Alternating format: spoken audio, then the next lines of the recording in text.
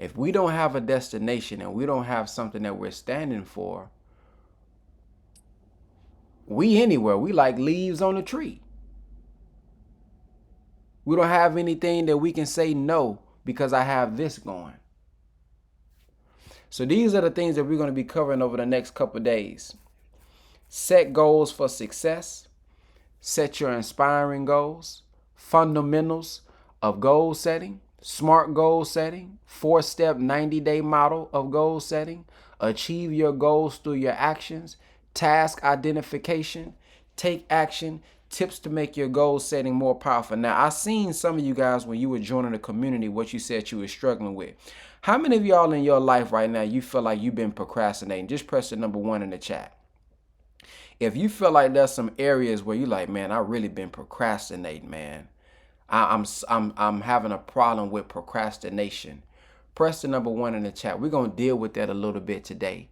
And I think you guys are going to be really surprised about what procrastination is that I learned recently. What procrastination really is at its root. Now look at how many number 1s we got. Look at how many number 1s we got. So that's one of the things we're going to deal with this morning. So this is the learning objectives. Face the challenges of goal setting head on. Apply the goal setting fundamentals, okay? We're going to use the proven SMART goal setting model and implement a time-limited goal setting model, okay? Break down each goal into tasks and subtasks and identify the action steps for completing each task. That's what we're going to be dealing with. We're going to adopt the game-changing goal setting best practices and consolidate and implement your learning and plan for future steps. All right, so what I want you guys to think about right now, write this down. Before we get started, take a minute to think about what you want to get out of this. Your life is stuck. You suffering from procrastination. Write down 3 things you want to gain. Is there anybody that's willing to come off the mic and just share with us? Again, we want this to be a dialogue and share with us, what do you want to get out of this? Over the next few days, because we're gonna start today and then we're gonna follow up on Monday. What do you want to get out of this My Life is Stuck series? What are 3 things you want to gain? Anybody care to share? Press the number 3 if you would like to share with us. Want to get your feedback. What do you want to get? And the more you willing to share and be vulnerable, other people will start to share as well. So we're doing this together. This is not just me. Anybody want to share? Brother Nurse Earl.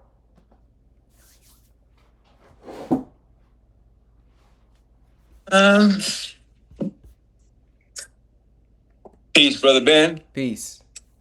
Peace, fam. I just stepped in from a run, so I just jumped on real quick. But what I wanted to share was I want to make the number 1 nurse program dealing with burnout in the country. That's my goal. All right. Appreciate it, Brother Dirk.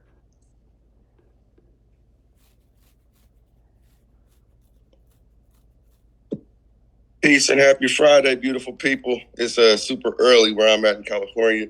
What I want to get stuck off of, or what I want to do better, is just building the confidence in myself to charge what I'm worth. And figure out what my actual area of expertise is. Thank you. One more person. Anybody else? One more person want to share? Miss Aisha? Hello, hi, Callie in the house also. I'm getting ready for work as well here in the PST time. But I would like to, I will co-sign what everyone else has said, the other 2 gentlemen. The first gentleman I can resonate with regarding the education services, offering schools and school-based organizations, a variety of services. And I don't want to launch everything and then I don't have all my ducks in a row. So, and the other person, I teach Zumba classes. They're asking me to come on Labor Day. I would like to sleep in, but part of me says, well, maybe I charge them $5. They've been getting it free over the summer. Maybe charging them, hey, I'll come out there for $5 a lesson for the session for me to come out the house on my off day. So that I'll make, I appreciate those. I resonate with that as well. Thank you. So let me ask you this. As it pertains to life being stuck, what do you want to get out of this? What are 3 things you want to gain in the area of your life where you are stuck? the energy to keep going, to maintaining a full-time classroom position is takes up a lot of your life and time also. So how do I continue to keep my eyes on the prize per se and still have the energy after work, after school, like to really zone in onto my brand and offer the Digital Boss Academy and see ways I can continue to partner. I've got my website up. I've got the Digital Boss Academy LinkedIn. I am speaking to people. I'm hearing a lot of folks, well, that sounds like my multi-level marketing. I'm like, well, it's affiliate marketing, you know. So I've been listening in and just trying to get tips on how to sell, because educators are not necessarily trained or salespeople. So I've been trying to do that the past few years. So I believe my brand has a lot to offer the homeschoolers, has a lot to offer school districts and things like that. So Yes, I ma'am. just need energy. How to stay focused and maintain everything is a challenge. There we go. How to stay focused and maintain. And then Brother Clay, we're going to end off with Brother Clay. Okay, thank you. I'm sorry, brother. One thing that I'm, well, first of all, assalamu alaikum, family. One area that I'm struggling with is one of the things, like the brother just spoke on, charging what I'm worth, and also, because I'm almost like a perfectionist. So I have several things that I have started, and I overthink and critique them too much, I think, before I initially launch, and also getting my system in place. I kind of really got a clear direction of where I want to go, but it's almost, like we talk, going from a straight line is the quickest way to reach a destination instead of going all around it, going, different angles and stuff like that. And I think that's where a level of being stagnant comes from for me. Yes, sir. Thank you for sharing. All right, let's get busy. All right, here we go. Let's hear from the Honorable Minister Louis Farrakhan what he says about goals.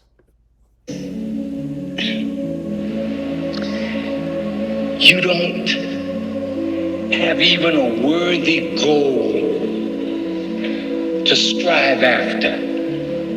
I'm going to give you an assignment today. Here's an assignment. Is this something you want? Do you want something? Something that you want, but you have not been able to get it? Huh? Close your eyes. Do you see it? Can you see it? Yeah, listen to me. If it's a car, close your eyes and see it. If it's a house, close your eyes and see it. Whatever it is that you want, first envision it. You got the picture. Do you see it? All right, now the question is, you have to claim what you see. I claim this. I claim it. I believe with all my heart, in the name of God, that I'll bring what is in my imagination into reality. But I can't just dream. I gotta go to work. And whatever you envision, say a prayer to the Lord of creation and ask him to bless you to bring into reality this little thing that you see and want. Now, be of good courage, be strong, be not dismayed. You can't have doubt and accomplish your vision. You gotta believe totally you can get it. You can bring it with God's help. And maybe some of you will have it next week. Maybe you'll have it 30 days from now. But when you get it, bring it. If it's a house, you can't bring it. Just keep it. Bring a picture and show others what your faith brought about. You see this universe out here? Everything you could imagine, God has already got it here. But if you don't draw on it, you can't get it. And if you don't believe that you can get it, you won't get it. All right. Now, really quick, in 5 seconds or less, pressure number 3, I want to hear, what do you want? When you listen to this video in your head, when he said, what do you want? Close your eyes. Can you see it? I want you to tell us in 5 seconds, pressure number 3. We don't need no long context, no detail. What do you want specifically? We want to hear you. And this is very important, family, because when you put your word out there and other people can hear it, now you held accountable for it. It's something special about when you say it, you get it out of your head, now it's living. It'll die in your head. Once you get it out, oh man, now you held accountable for it. Now your actions just got to line up with your words. So come on, who's willing to, okay, Sister Shalon, in 5 seconds, what do you want? I want to believe, stay focused, and execute, and believing and drawing on the universe to help me to make it happen. Make what happen? Be specific.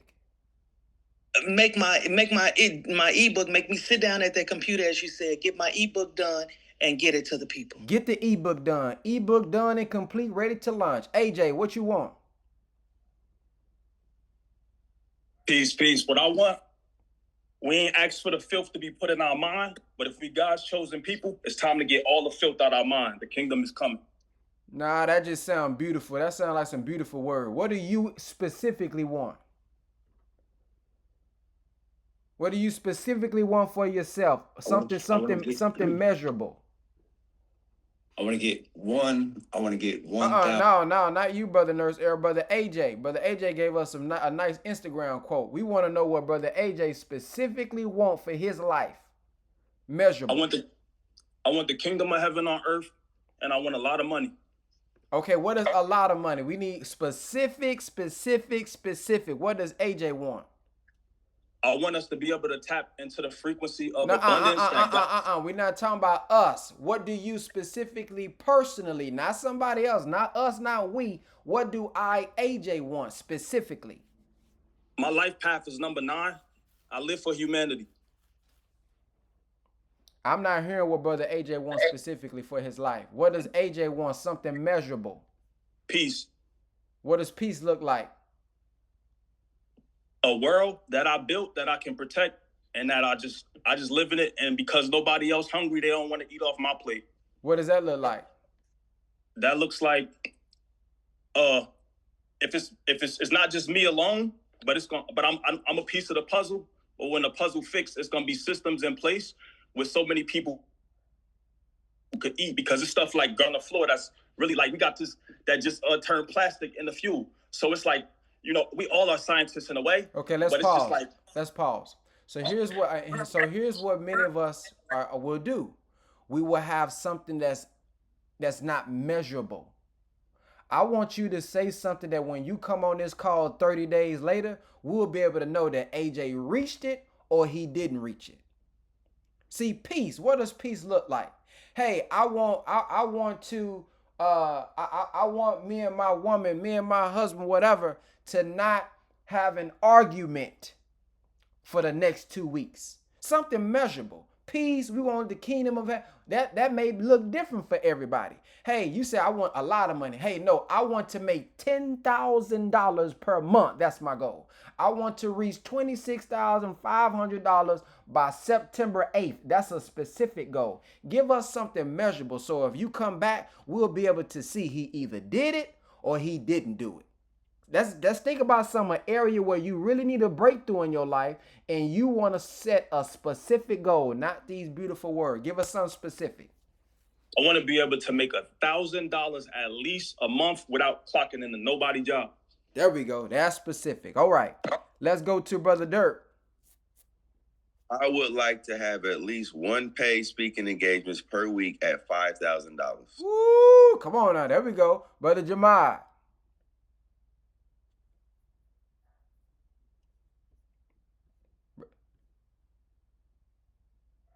Go ahead.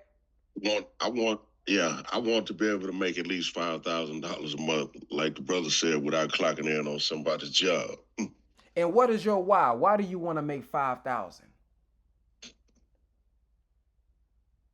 Right now, that is my targeted goal as to income outside of what I'm doing already. Mm-hmm. But why? Why you want to make that amount? Uh, I feel like that's a good start out for me, for where I'm at right now. But why? uh, See, this is good, y'all. See, this how deep I want us to go. I want to make 5,000 because dang it, my bills is 3,000 and I want to have 2,000 so I can start spending more time with my family.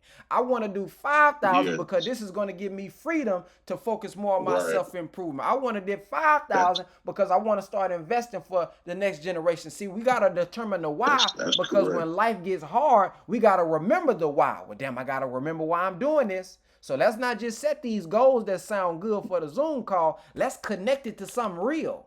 Why you want to get that 5,000? Why not 10? Why not 3? Why we starting at 5? This is a new adventure for me. So that's the reason I'm saying that. Okay. Yeah, this is a brand new adventure. Yes, sir. I encourage you to go deeper into your why. Why do I want this 5,000? Why I want to do it for my family? I want to do it for my family. Why? Because I want to protect them. I want to protect them. Why? Ask yourself 7 whys so you can get down to the root. Because if we don't get the why when we make the money, we still not going to be fulfilled. Let's figure out that spiritual goal, that from the inside, why do I really want to do this? 7 whys. Yes, sir. Brother Nurse Earl, what do you want? Peace. Yes, sir, brother. My goal is to get 1,000 nurses within 12 months to take my program to be more resilient. All right. Coach Stephanie, what do you want? I want to earn 100K by December 1st so that I could walk away from my 9 to 5 and be the first person in my family to fully commit to my dreams and my purpose. And by doing so, I know I'm going to impact families and I'll have my financial agency in place. Wow, good, very clear. Brother Clay. My goal is to be financially independent, starting off with making $10K a month to suffice for my obligations and fees, savings for generational wealth. Yes, sir. Thank you. And by the way, y'all don't have to give financial goals. By the way, I don't, because I see we all of the answers is about money. It don't have to be about money. By the way, that's just letting y'all know. TG, what do you want out of life? Period. What do you want? Out of life, period, I want to feel fulfilled, right? So I have my goal is within the next 5 years, establish a grocery store in the community I grew up in. It's become a food desert, so you see a lot of blacks having to travel 30, 40 miles for fresh grocery. So I want to bring that to my old community. Cool. All right, thank everybody for sharing. Now let's get started. Setting goals for success. Again, please get y'all pens and paper out. Okay. Learning objective. We're going to face the challenges of goal setting head on and set goals that positively impact your business or life and inspire you to act. Okay. Challenges that people face with goal setting. Lots of people set goals but are unable to achieve them. Let's look at some of the reasons why. Their goals are too broad and lack specific parameter. That's why I was on the brother so hard. Because if we set these goals and it's not measurable, there's no way for me to really gauge if I'm close, if I'm not close, because it's just so abstract. It's too broad. It's not specific enough, right? Their time frames are unreasonable and expectations are unrealistic. Well, Brother Ben, I want to do $1 billion by when? Next month. Come on now. We ain't even got to 10,000. So let's make sure that they're reasonable. They lack the motivation to follow through with the task completion, right? So the minister teaches us that desire feeds the will, which is why I keep trying to get y'all to go into your why. Don't just say 3,000, 5,000, 10,000, I want to do this. Why do you want to do it? because that desire will feed the will when you have a hard month, when you may not see a sale. When I remember my why, see if my why is, man, I got to take care of my granny. I got to take care of my mama. My mama's depending on me. When I can't get a sale or somebody says no to my offer, man, I remember I'm seeing my mama sick. I'm seeing, come on now. So that purpose is much more powerful than the temporary pain I may be experiencing. But if I just want some money and money alone, it's not a tie to nothing. Things can knock me down and I'm going to be switching and doing different things. So figure out what that real desire is, that will is, what's motivating you. Really connect with that. They don't take enough action once goals are made. And so we don't sit down to think about, okay, here's what I want, but then here are the tasks that I need to do in order to accomplish it. So we say, oh, I want to just lose weight. Well, do you have a plan to lose weight? Oh, Brother Ben, I want to do 10,000. Okay, great. Have you also sat down and put together the actions that you need to start changing in your life to get to the 10,000? So we can have the destination, but if we don't have the directions, shoot, we still not going to get there. Make sense? If I'm driving and you going to California and you in Texas, I can have the destination. Sounds beautiful. Oh, I want to go to California. But then if I don't have no directions in place, I'm still going to be lost. And then they lack accountability from an outside source to keep them on track. And that's what I want to build here as we rebuild this power call, accountability. So that's why I'm asking y'all to say it out loud. What do you want? And please, this is not the time to be afraid, y'all. The more you participate in this, the more we're going to get out of it. So even if you're not sharing verbally today, put it in the power call. Hey, man, this is what I want to get. Put it in the power call so we can see it. I want to get my ebook done. Now everybody knows, Sister Shalon, we want to get that ebook done. So we're going to be on here Monday. Where you at, Sister Shalon? You done? Is it together? So now you're able to have that outside help, that outside motivation. Okay, dang, I done said it on a Zoom now. I got to come on with it. But if I keep it in my head, I can keep pushing it back. I'll do it next week. I'll do it next week. Okay?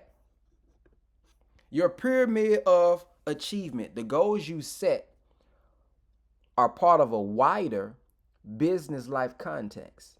So think of it like a pyramid, right? Top of the pyramid is our vision. They say in the Bible, where there's no vision, the people perish. Well, you perish if you don't have a vision for yourself. Or we're going to be following somebody else's vision. So this is how we see the end result. That's what a lot of y'all just said. Oh, well, 100,000. I want to be this for my family. Okay, that's your vision. Your goal is what you want to achieve.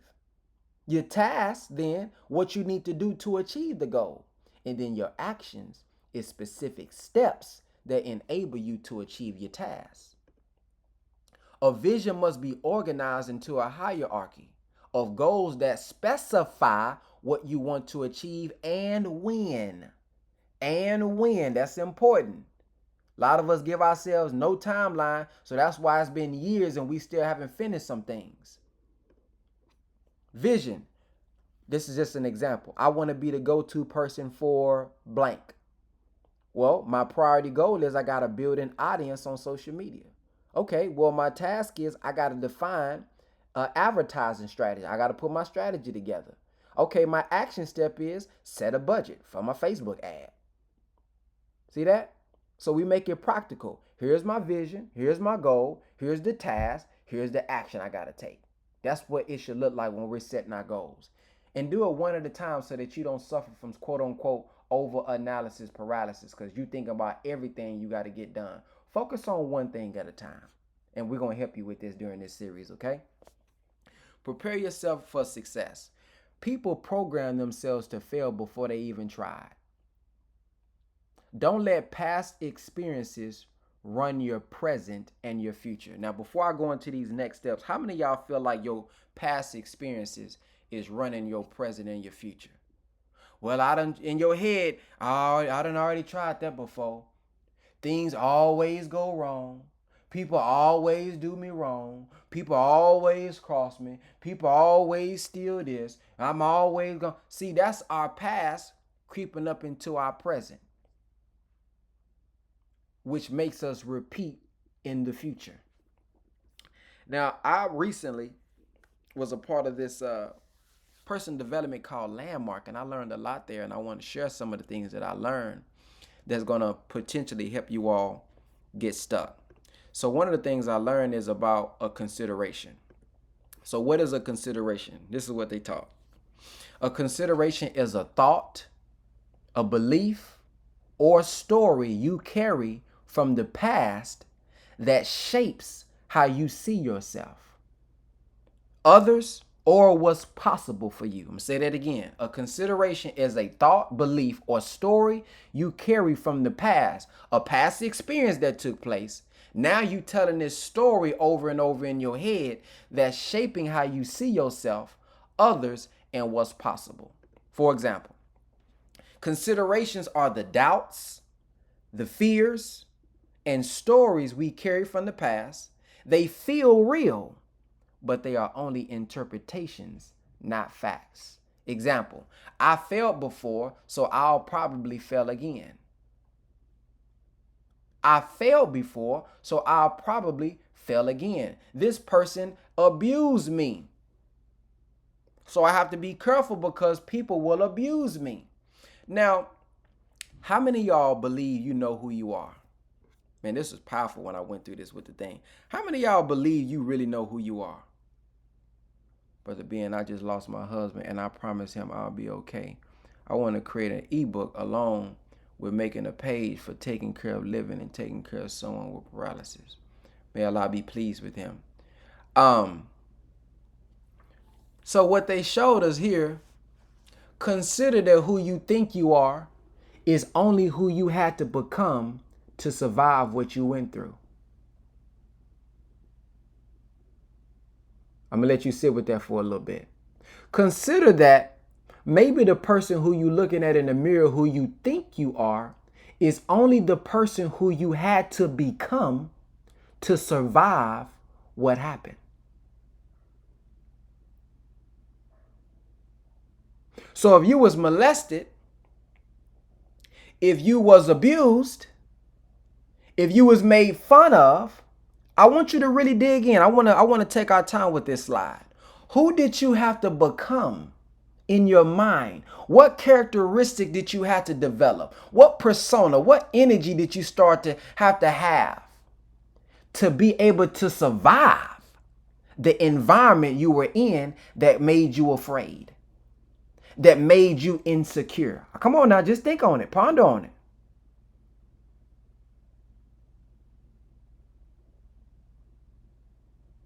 And possibly that story that you tell yourself in your head about what happened has became a part of what has made you who you are. But what if that's not who you really are?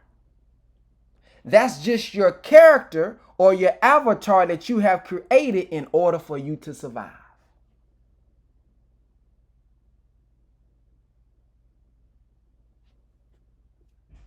Is this resonating with anybody? Is anybody thinking back and you looking at things in your life and you're like, maybe this is just something. And what happens in life, family, I want you to think about. There's a way that you see yourself. There's a way that you look at yourself. And because you have made that story in your head real, because we naturally want to be right, we're now going to go find evidence to make it right. People don't like me. People don't F with me. Come on, let's just be real. If that's the story you tell yourself over and over and over again, well, what's going to happen is I'm going to go find the evidence to make myself right.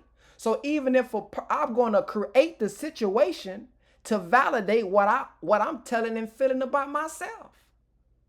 But that feeling probably came from only one fact, one experience that now I have told myself this story over and over and over. I can't trust people. Okay, you had a couple instances. You had maybe 2 instances where people betrayed you. Now you can't trust people as a whole. Think about it. Let's continue. So here's how considerations limit you. They shape how you see opportunities often before you even begin. So what I found is that a lot of people that want to do these businesses, a lot of people that want to launch products and do this stuff, the reason you can't even grow the way you say you want to grow to 10,000, 5,000 is because of the thought from your past that stops you and hinders you before you even start. So some people think, oh, I just social media just not my thing. I don't know about that. So do you know people see you every day? I mean, let's be real. When people say, I don't want to go live, I don't want to be seen. Do you know when you go outside, you seen by hundreds of people? Well, I'm not really talking to you, but then you get on the phone and you talking all day long on your phone. In person, you talking? No. Something else is happening there. You're not afraid of being seen. If you were afraid of being seen, you wouldn't go outside. So what story are you telling yourself in your head before you do what's needed to market your business? Who told you you wasn't good enough? What judgment are you really afraid of? What criticism are you afraid of that may validate what you already think and feel about yourself? See, this is the real root behind why we're not able to grow in these businesses. So we can throw around these numbers, 5,000, 10,000, 100,000. This the work. This the underlying work that's stopping us from reaching these things that we say we want. So the past or these considerations, they keep you playing small, avoiding risk, or repeating the same patterns. And then what they teach us, you're already always listening. We're going to break what that means. Filters the present through the past. You're already always listening filters the present through the past. And I'm going to break down what I mean by that. So let's talk about breaking free from the past a little bit. Separate what happened from the story you told yourself about it. Okay, I went through something traumatic when I was younger. I want y'all to start to think about, what story did I tell myself about what happened? Anybody care to be vulnerable? And let's go through this together. Person number 3. Let's see if we can see how this is present in somebody's life. Anybody want to press? Sister Shalon, come on up.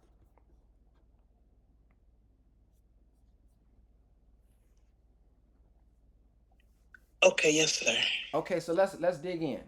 So let's talk about something from the past that's holding you back, something that was traumatic, something that, man, is just causing some pain, some frustration. What happened? Just give us the fact of what happened. I was gang raped in high school. Okay. Now, what story did you begin to tell yourself about what happened? What did I do to expose myself to that environment? What did I say? And I remember hearing my mother, because my mother was raped, so she always talked about it. And because I constantly kept hearing it, I believe I kept saying it to myself. I kept thinking it. Is it going to happen to me? Is it going to happen on this day? Is it going to happen on that day? And I believe I talked myself into that environment and opened up the door for that to happen. That's what I told myself. So you said you talked yourself into that environment. I believe that's what I've told myself. Yes, sir. What else did you tell yourself?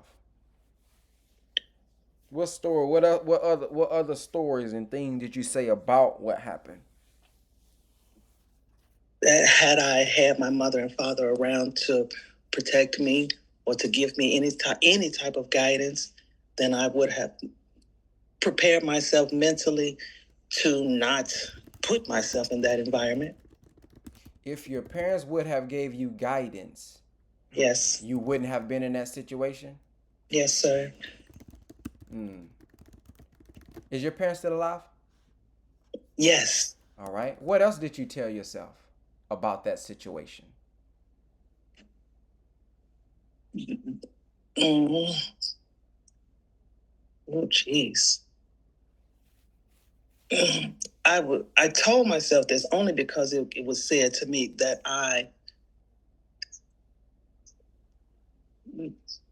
was dressed in a certain kind of way. So if I had not had on this particular outfit or that particular outfit, then I wouldn't have exposed my body to the outside world to see and desire me.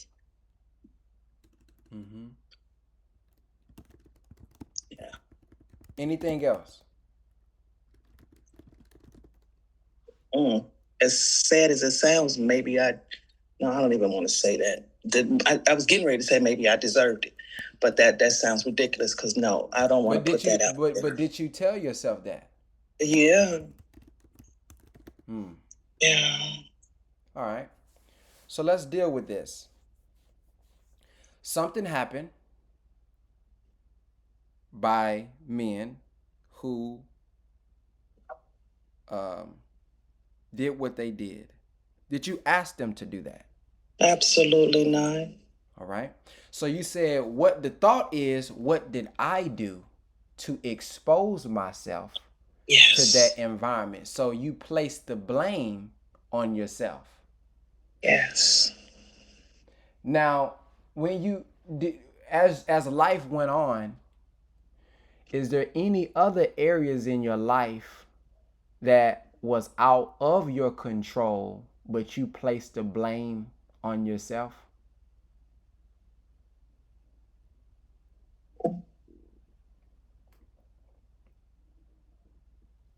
Other than not having parental guidance, I just took to the streets, and I told myself that had I not been out and about in the streets and lived in a different environment and had family structure, that things would have been different for me in life. Mm-hmm. You talked yourself into that environment. That's what you said. You said you talked yourself into that environment. Mentally. Yeah. I because I kept hearing it from my mom, and she's very mentally ill, but I didn't take that into consideration at that stage in my life. Are there any areas in your life where you were silent and you didn't speak? Oh, absolutely. With the abuse that happened with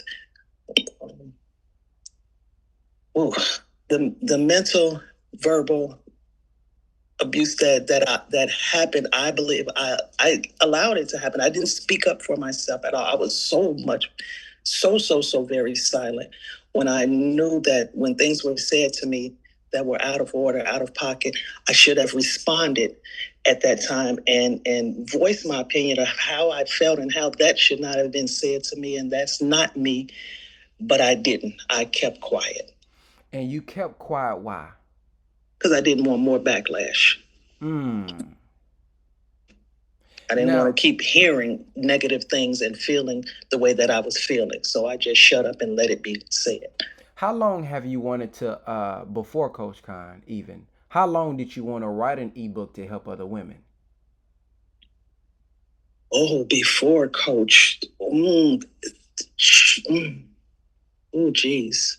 Just give me how many years? 5, 10. Oh, it's even longer than that. Okay, so that happened in 87. So about 20 years. 20 years. Why didn't you write the book and just put it out for 20 years? Because I didn't think I was qualified to speak on it, and I didn't know how to really go out there and talk about it. I was embarrassed, and I didn't want to let others feel. I didn't want to feel the embarrassment as heavy as I was feeling it on the inside. I didn't want more feeling of it. So I was more embarrassed that it happened to me. So yeah, it was very embarrassing.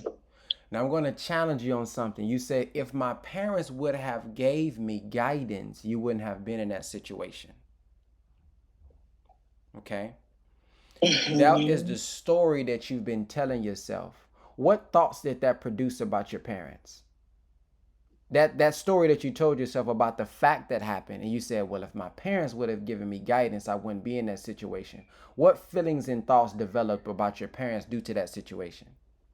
Anger, pain, disappointment. And how did that impact your relationship with them? Oh. Standoffish. My father, very barely I communicate with him.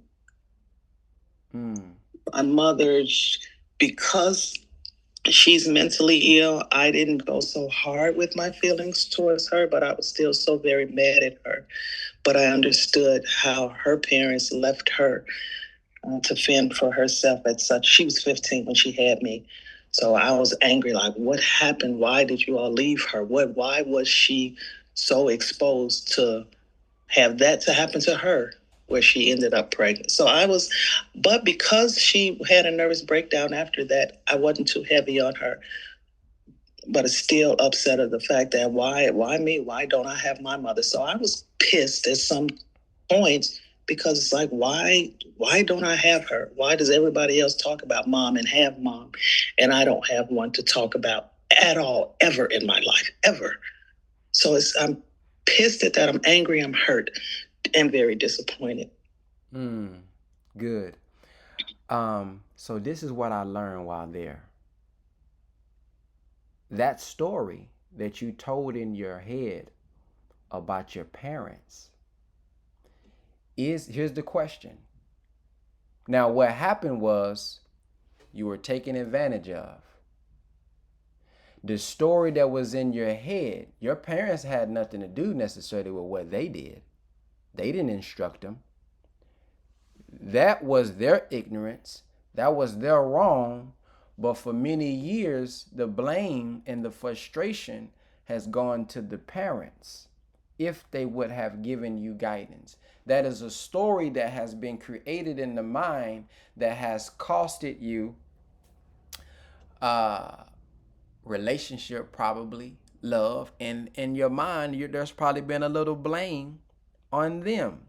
The question is that fair to them for the story, that being the story that's in the head about them because of the fact of what happened?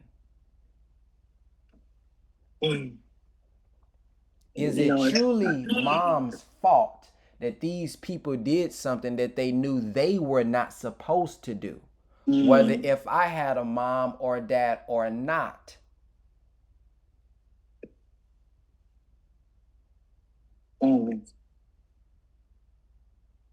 So, no, it's definitely not fair to them. So what we was taught inside of the program is to go back and complete areas where we possibly have created stories that has affected relationships based on the fact, but we have created a story in our mind about what happened, but it's not really what happened.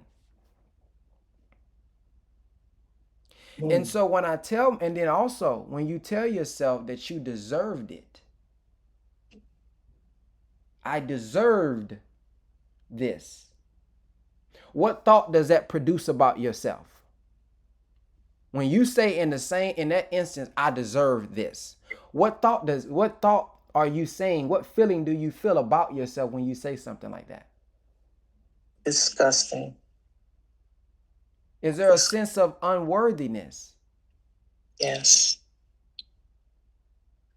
Now, just because they did that to you, did they do that because they knew you was unworthy? Did they thought because they have some level of this person deserved it, that's why they did it? Or they did it because they was ignorant and they was in the wrong? Because they were ignorant and in the wrong. But the story we have told ourselves over and over and over again throughout our life is what? I deserved it. AKA, I'm unworthy. So how has that impacted your life going through life thinking that way? How does that impact 20 years wanting to put out a book, but I haven't put out the book? Could it be I'm unworthy to put out a book? Could it be I don't deserve to be an author? Who am I to put something out like that? Have you felt that? Absolutely, yes. No one's going to listen to me. What words could I clearly put out there to really put something together to make it make sense? Am I going to say the right things? See? Yeah. So something that happened in the 80s is affecting me in the 2020s. Because of a story that I've created. But what if we start to eliminate these things, eliminate these thoughts? What could be possible for us? What did I do to expose myself to that environment, putting blame on me? What if we erase that thought? What thought can we replace that with? What could be possible? That situation doesn't make me who I am. The bad thing that happened to me by somebody else's negative actions was not due to me.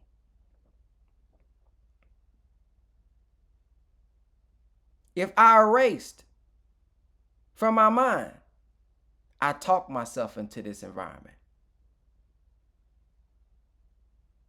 Did you talk yourself into the environment? Sister Shalon? No, but I thought myself into that environment. So no, I didn't talk myself into it. No. Okay, did you think yourself into the environment? Did you make them do that? No. No, you didn't. You didn't. That's not true. Mm-hmm. So we have to then erase that thought so that everything externally bad that happens to us, we're not always putting the blame on us for somebody else's wrong.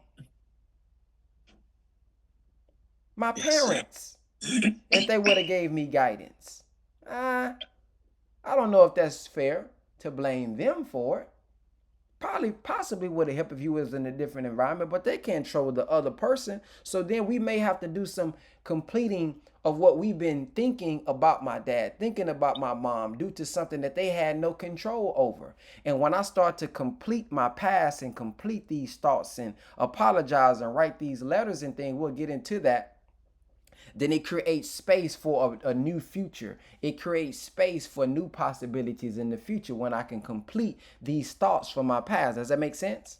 Absolutely, yes. So when I say I deserved something bad, we always want to validate and make ourselves right. So if I deserve something bad, I'm going to go create situations in my life that reflect that I deserve something bad. So I'm going to not be successful. I'm going to not be great at things because I feel like I'm unworthy. But you are worthy. That was a situation that took place, that happened to you. It was unfortunate. But in today's reality, we don't want to allow that past to control us because it's controlling a lot of areas of your life, including business. Absolutely.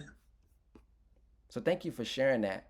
Hopefully that gave you a little something to show you how there's probably even more stories that you told yourself.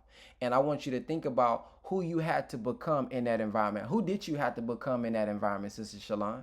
Who did you have to become to survive the thoughts and the feelings that you had when you felt like my parents wasn't there to protect me? They didn't give me the guidance. Men took advantage of me. Who did you have to become? What did you have to become? Very masculine and very defensive. Masculine and defensive. How did that show up in your life? How did that begin to impact you? I felt I had to control every relationship. I had to defend everything that felt uncomfortable that was said. I was just defensive. My whole life is a defense mechanism. And are there areas from that, can you think back to situations now where you see where it may have felt like it was the other person's fault? But now that I see that, hey, I'm actually reacting to a story in my head, I may not even be reacting to what's actually said to me, and I probably misinterpreted what a person said. I probably misinterpreted what this person did. And possibly it was me that was the reason for something, because I was only responding and I was the person that I had to become to survive a story from my past. And when I began to connect some of the things that happened in my relationship, I started to connect to certain things that happened later on in life. I was actually just responding. Wow, absolutely. Wow. Yes, who sir. I had as who I had to become because of what happened to me. Yes. Do you see any areas in your life like that? Absolutely. Yes. With male female relationship with my children, I was so defensive and so standoffish with my children because of pain. So yeah, yes, I see that. Yeah, that's good. So you mentioned that on your point number 3. With your parents, you said you became standoffish. So look at how that has triggered down maybe to the children. So what I encourage you to do, which is what they encourage us to do, is go back and complete those things with your parents. Go back and complete those things with your children, because there are things where, because of how we feel, we blame them. We can logically find things that they did wrong, but when we begin to say, wow, that wasn't even me, that was the little girl who I had to become just to survive, that's who was speaking to you. And I created this false story about you, and I apologize. And you will start to feel a freedom come up off of you that I think is on you. And when we begin to release some of those things, some of that guilt, some of these things that you're now becoming aware of, and hopefully, and I thank you for being vulnerable, hopefully as you're speaking, other people are starting to look at their life and say, wow. Anybody else starting to get something from Sister Shalon as she's sharing this and being vulnerable? Is anybody else starting to see areas of our own life where we can see this? And so when we think about creating a new future, what I learned from the class is that, hey, if you have too much from your past clogging things up, this is why it's hard for us to create a new reality. It's too much that's really weighing us down, but it's a blind spot. See, maybe it was a blind spot before this with the children. Oh, damn, now I'm seeing, whoa, I was responding. I wasn't even really responding to what they said. I'm already always listening, which is basically I'm listening from a perspective from my past. I'm listening with my avatar's ear. I got to be careful. Why? Because I want to avoid this pain. I want to avoid being used. I want to avoid being abused. I want to avoid being unprotected. Oh, Jesus, yes. Unprotected, yes, sir. And I want to avoid the shame. I want to avoid these things. So now I encourage you to view, okay, what's some of these areas where it shows up in my ebook? What's some of these areas where it shows up in me not going live? What's some of these areas when it shows up in me not marketing? That's the real root we got to get to that may be stopping us from doing what we say we want to do. Wow. Thank you so much for this. Praise be to Allah. Thank you. Yes, Thank you. So let's move on. So example, it usually comes from an interpretation of an event, not the event itself. So we see how Sister Shalon had an event, okay, tragic event, but the interpretation of the event, the stories that has been created for decades now about the event is what's causing us the pain. Is what's actually causing us to stay stuck, not the event. The event already happened. It was unfortunate, but it's what is how we interpret it in the story that we say about the event that's keeping us stuck in life. Can y'all see it? Can anybody see it now in your own life? So the event may be you launched a business and it failed. Now the thought now in your head is I'm not good at business. Man, there's billionaires that has 9 failed businesses. That's not what that means, but that has been the interpretation in your head, in the story in your head about what it means. So now you're going to play it out in your life. So some consideration keys. They are opinions or interpretations. They are not the facts. They influence choices unconsciously, subconsciously, that often hold you back.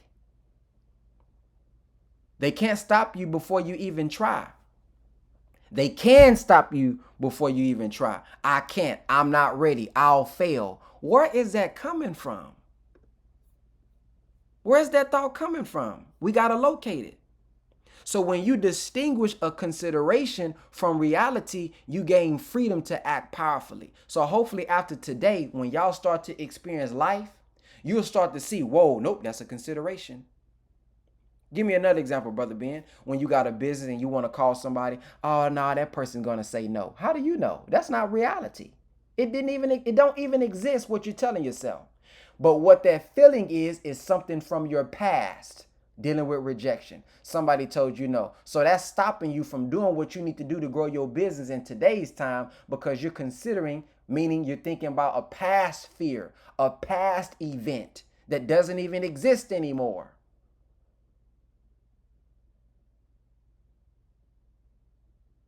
Is this clicking for anybody? So when we're able to distinguish what's a story versus what's actually real, we can start to look at life a little different. Hold on, nope, that's my avatar thinking that. Nope, that's not what really happened. That's not what I'm looking at. Then we'll start to see life differently. You won't be mad at the world. You won't be sad all the time. You won't be depressed all the time. You won't need to be trying to validate and make yourself right by sometimes creating a situation to make yourself not worthy because of what you're thinking about from your past and the story you're telling about yourself over and over and over again. So what does already always listening mean? It means that we don't hear people or situations freshly or newly. We filter everything through our past experiences, judgments, and expectations, the already always opinions we carry.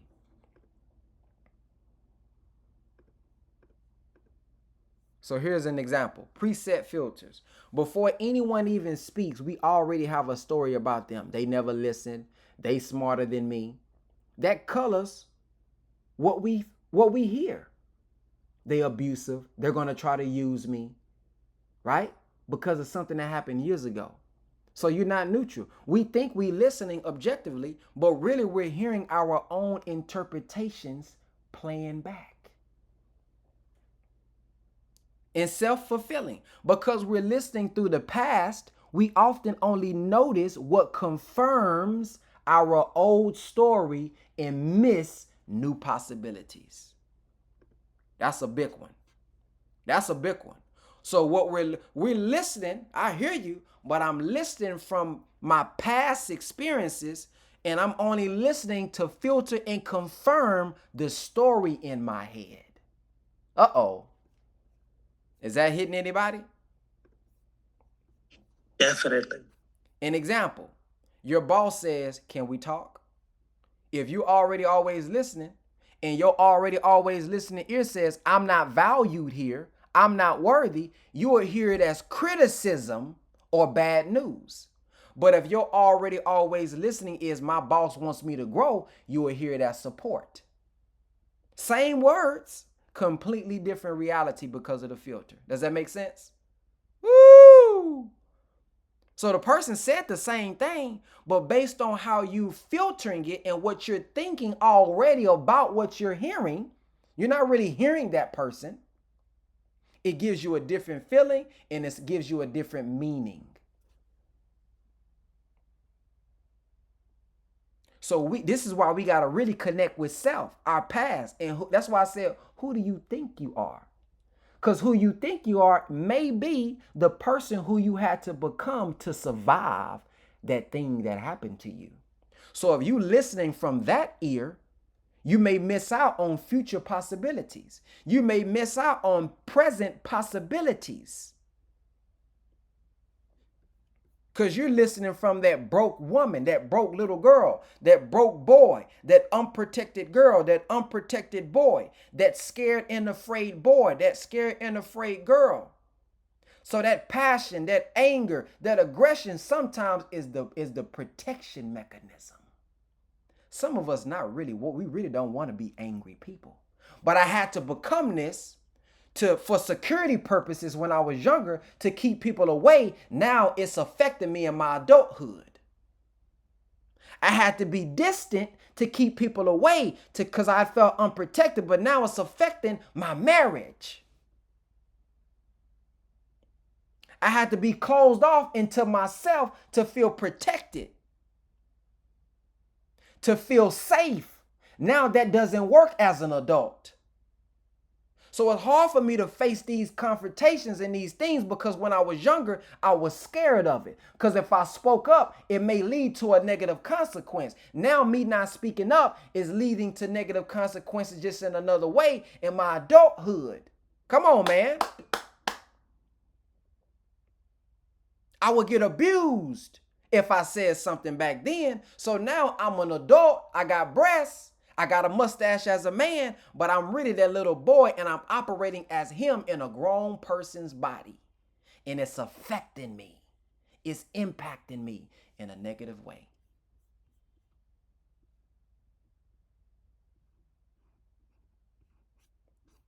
Is this hidden for anybody? Is this resonating? Oh, this is amazing what you just said. So why does this matter? So now you're able to catch when you're hearing the past instead of the present. So hopefully after today, you'll begin to hear even yourself when you say, I want to make 5,000. I'm willing to bet. Some of y'all who spoke today, I want to make 5,000. I want to make 10,000. How many of y'all can be honest and there was a second thought that came in your head after you said that? Yeah, but you ain't never did no 5,000. Man, you ain't got it. You ain't got it in you to do no 5,000. How many of y'all heard that negative voice when you wrote what you say you wanted? There was a voice that followed that. Man, you ain't ready no 10,000. Man, you ain't no 10,000 caliber person. You ain't no 100. Come on now. So not just the consideration or what you're hearing when you're listening to others, I want you to now start to be very attentive to what you even say and what you're thinking about yourself. Yeah, you know you can't do that. Come on now. So I want you to suspend your filters so you can actually hear freshly. So when you see somebody give a testimony of how they made $10,000 a month, you can now not have that past feeling about yourself. And you can say, yeah, I can do it. Yeah, I didn't know how to do it, but shoot, I'm finna learn how to do it now. But if you listen from that past perspective about yourself, you won't even give the effort to learn the new thing because you thinking about your past and who you are. And the only thing you're going to do is validate who you say you are because you want to be right. You want to be right about yourself. So you can type all day long, I'm a god, I'm a king, I'm the Asiatic black man, make it on the cream of the planet Earth. Sounds amazing, brother. Sounds amazing, sister. But what do you really say on the inside when you get out the class? What do you say on the inside when you're done quoting it, when you're done regurgitating it? What are we saying about ourselves for real, for real? That's what's going to be the result that we have, what we really saying about ourselves internally. So this allows us now to create new possibilities in communication and relationships. Because I no longer have to listen and say everybody based on 2 experiences in my life. So debrief. I want to hear from people. We heard from Sister Shalon, so you can share Sister Shalon, but we're going to let some go. What are y'all getting so far? Anybody want to share what they're getting so far? Anybody want to come up and just share? Brother John, go ahead.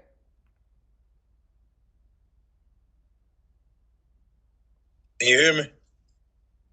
Yes, sir. Okay.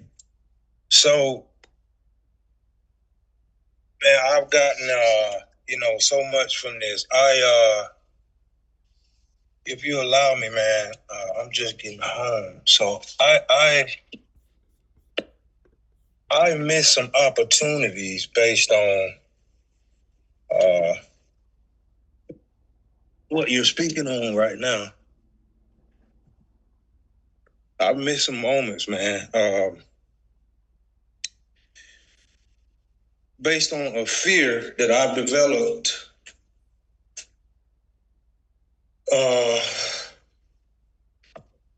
what people would think about me with stuff that they don't even know about me. Come on. I want to share. And man, I just got home, man. I'm going to put my phone. I want to share. Man, this thing is absolutely. So, I want to share with everybody on this live about Brother Ben, because I'm going somewhere. About 4 or 5 years ago, Brother Ben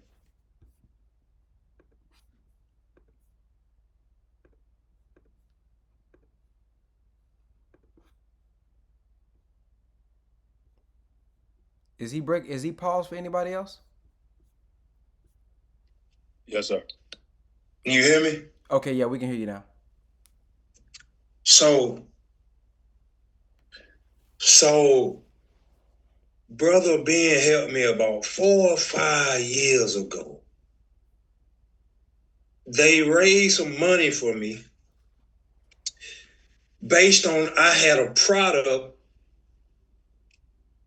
It was with his other program, ABS. And let me tell you, the brothers, they didn't know me. Brother Ben didn't know me at all. Oh my goodness. This is so I ran from that moment based on what I thought Brother Ben and them would think of me after they found out what I was believing about myself.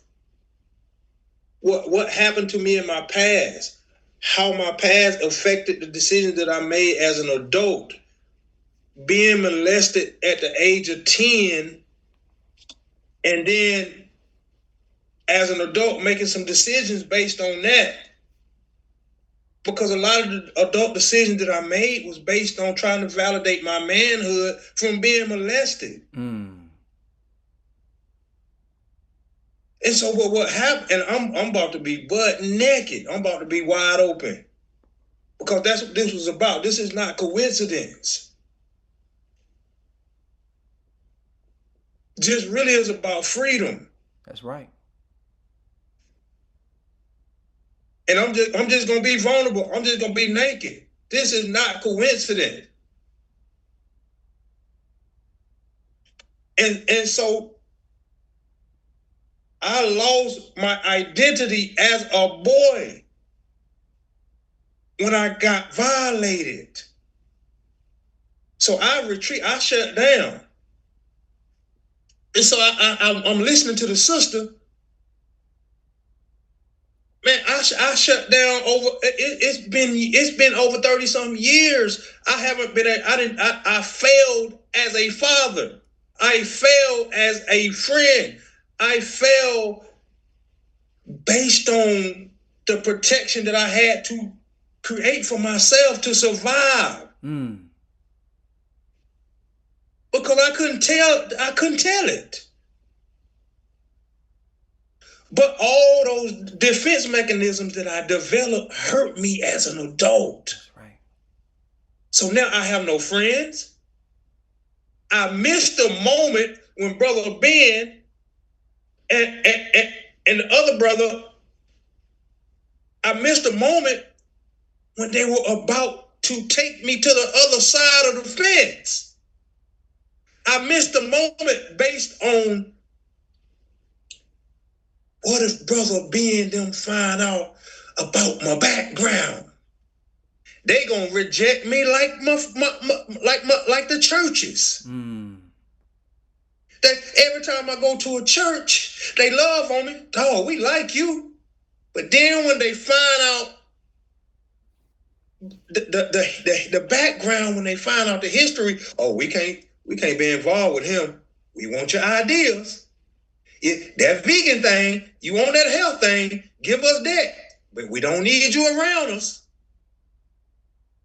So I instantly assumed that Brother Ben and that Brother Jacobs was going to find out later on and reject me just like everybody else did.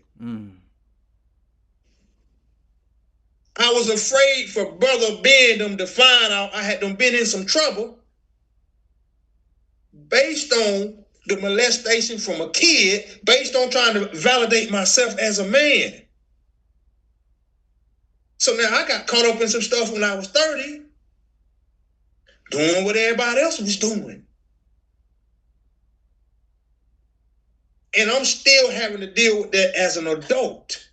But it didn't stop me from progressing, but it stopped. It's called people have judged me.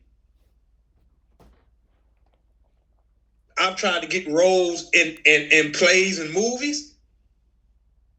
And I've auditioned. Oh my goodness. We love, oh yeah. Oh, come on back.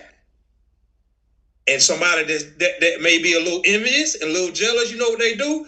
Hey, Brother John, yada yada ba boop boop boop. Hey, Brother John, boop boop boop boop. Then they find out that, hey, Brother John, we gonna get a part of somebody else. I done been on a job interview. Hey, Brother John, this dude know his stuff. This dude, do. Next thing you know, somebody done some extra research, didn't get the job. Not based on who I am now. So I'm telling you, what I created and what I see in the mirror now is what I'm internally struggling with. Is Brother Ben gonna judge me right here when he find this out?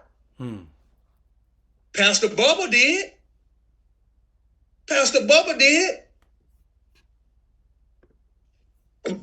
went to Pastor Bubba. Hey, I got this health thing. But I'm talking about this ain't but 3 months ago. I got a herbal tea line, Pastor. Could you sample these? I don't need you to pay for it. Just shoot out the word when it start doing what it's gonna do for you.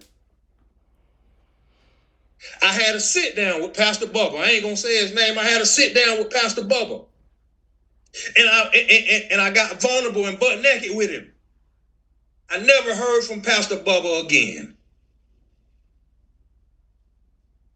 So if my family gonna do me like that, if the church is gonna reject me like that, they love on me, and then when they find out what I done went through or they reject me. So who gonna buy this product from me? Who gonna read this book? Who gonna follow me on Facebook and Instagram? Oh no, that Brother John right there. All those things have stopped me from progressing. All those things have interrupted me. I've missed moments. That's good. I've missed moments. But the one thing that I haven't done was give up, because I got some stuff cooking now. But my point is, in relation to what we're talking, this is not coincident. I have no idea.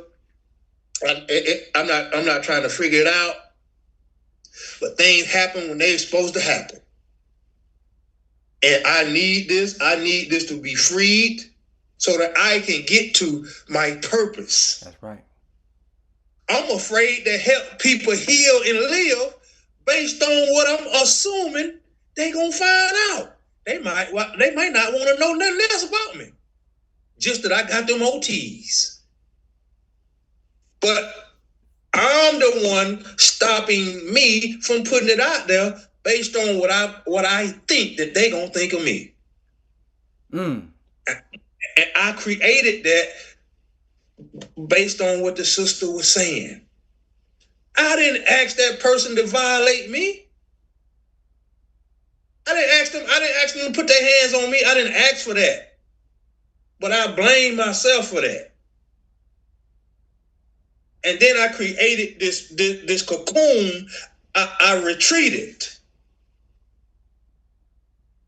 At this point, I still haven't really come up out the retreat. I'm afraid to let anybody get close to me. They're going to judge me in a few minutes. So I might well stay away from that. I might have just ran away from 50 clients. Come on, man. I might have just ran away from 50 clients, assuming Yes, sir. Thank you, Brother John. Yes, sir. Yes, sir.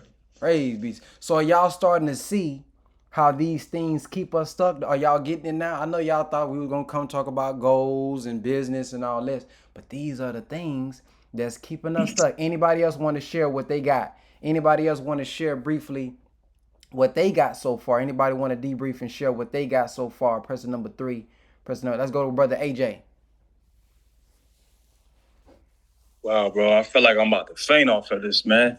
It's some real stuff. It's like I don't even really know how to put it all into words. What I do know, you know, what is anything that we all go through and everything. Hold on, give me a moment.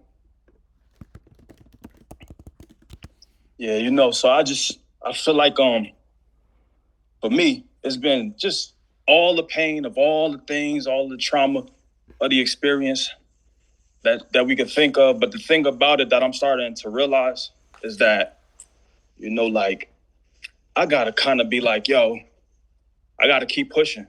And it's like, I ain't trying to be like generic, but for me, my pain, it make me, I feel like if I address it head on, I'm gonna probably crash out.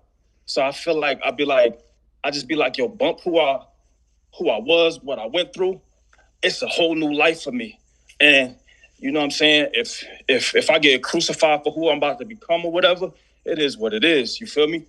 But it's like I'm just coming at it full-fledged, and I'm just going to keep walking into this identity of who I am and who I believe myself to be. That's like, even for myself, I feel like I didn't have the right to be like a scientist. You feel me? So I started to call myself a mad scientist.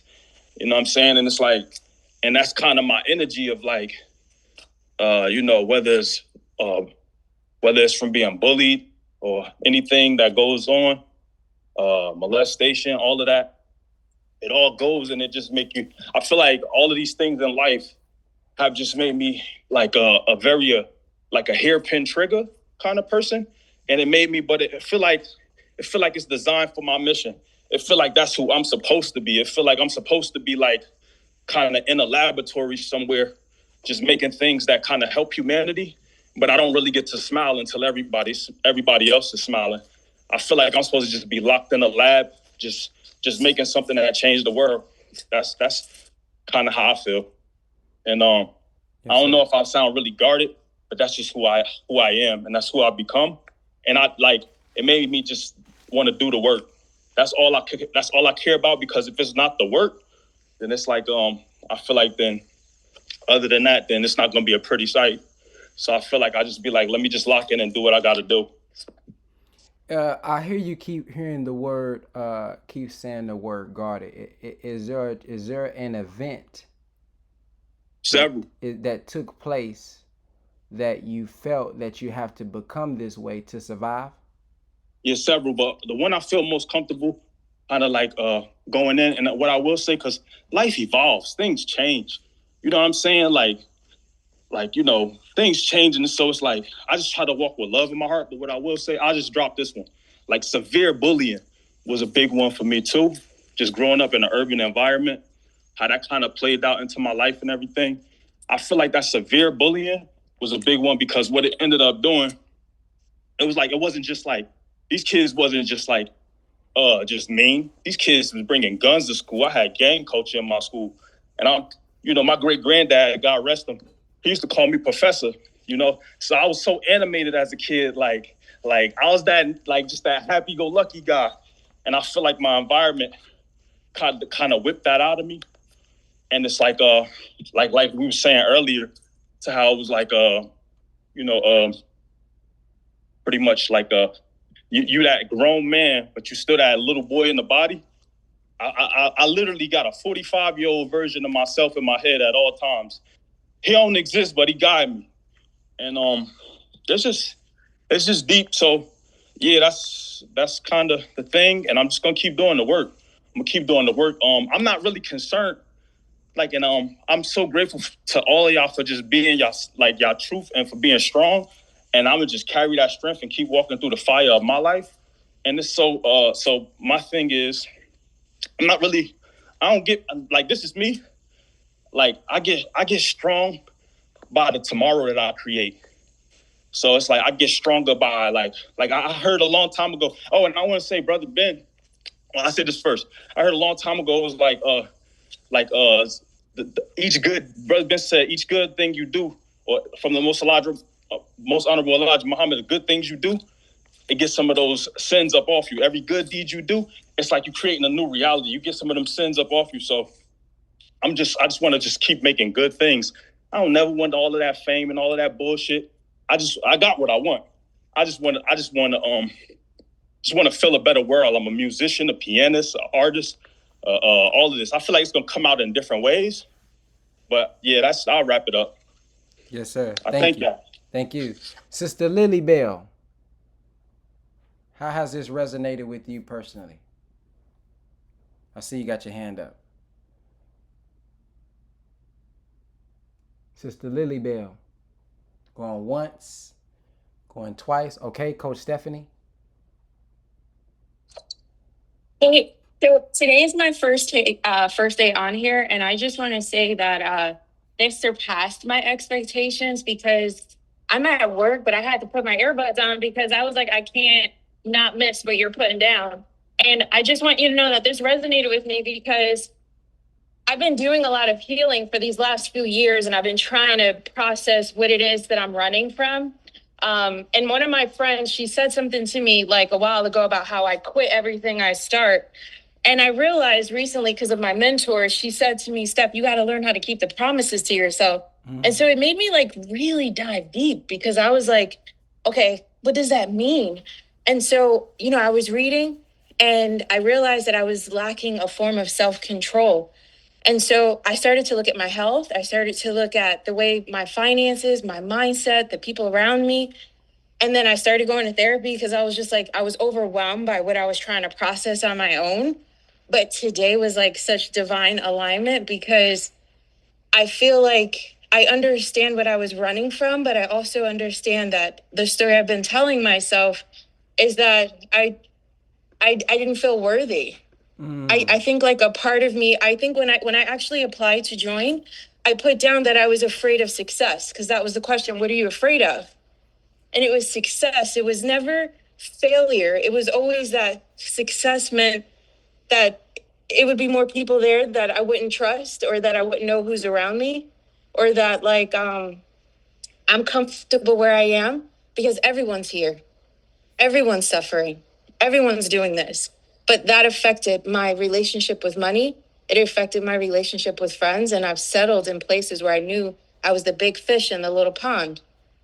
And it was like a part of me now is like, I have to break this off of me because I'm not my past. Like that story, like I'm not her. So this is so, I know what I'm capable of. I think I was just afraid of the responsibility, afraid of failing in that aspect because people doubt that I could even do it. So it's like, I've been living up to that standard. I've been like, so I'll put it to you like this. I do finances and I reach out to people and all that good stuff and I help them.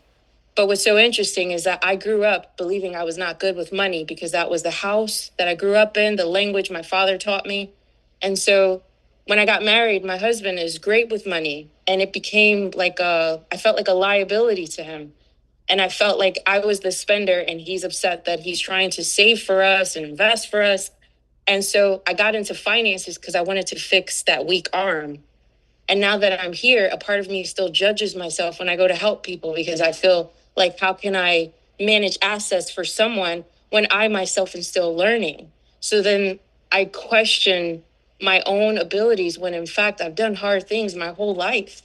So like, what is so different from this and that? Like, you know what I mean? It just blows my mind. Like you really have me reflecting. Like I feel like I have to like digest this even after the call. Like I've got to really process everything you said because that's the only way I could take action from it is to really let it sit. And like really, how am I going to take action from here? Like what am I going to do differently from this call? Good. Man, this is amazing. Thank you for sharing. And we're not done, y'all. We got a few more slides left. So I'm just getting this feedback because I know the more other people share, it gives other people time to see a different perspective and go into your own life and say, wow, it clicked for me. So we're not done. We got a few more slides. Okay, Sister Lily Bell, I'm hitting the unmute button. See if it allow you to unmute now. If you're on your phone, look at your bottom left, hit that microphone button. Oh, okay. Thank you so much. How's everybody doing? Good, good, good. And you know what? But you know what, Brother Ben? It's so funny because, see, me not being able to get in fits into what I was going to share. I have this fear of rejection. I feel like I'm always being rejected.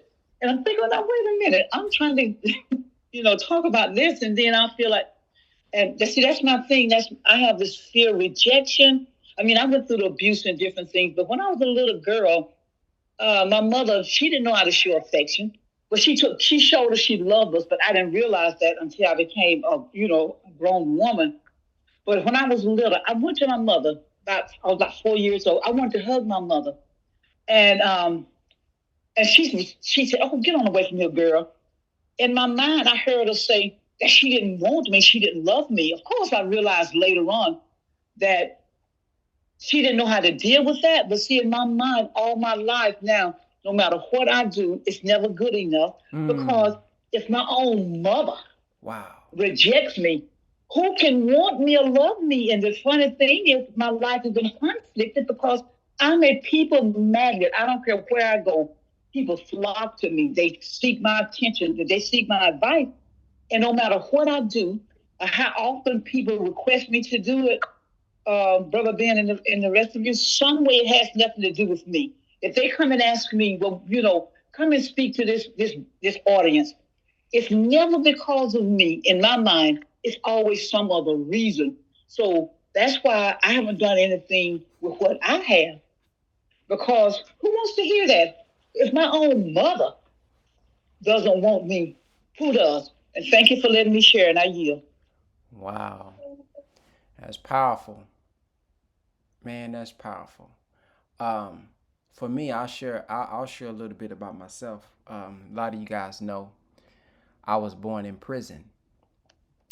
And my first time seeing my biological father was in his casket. And so for me, I said, why didn't my biological parents come back for me? Did they not want me? Was I not worthy enough? And I used to think, so I even have a song about it, in one of my songs about, dang, why didn't they call? My biological mother's cousin is raising me. And I want to share something with y'all recently that happened. So when I'm at this event, right? Typically we're at this event, he's making you go back. So what I was kind of sharing and suggesting with Sister Shalon during our breaks, he would have us write letters or actually call the people who we've actually created stories about and mend those relationships. So me and my father haven't had the closest relationship, but I know he got my back, right?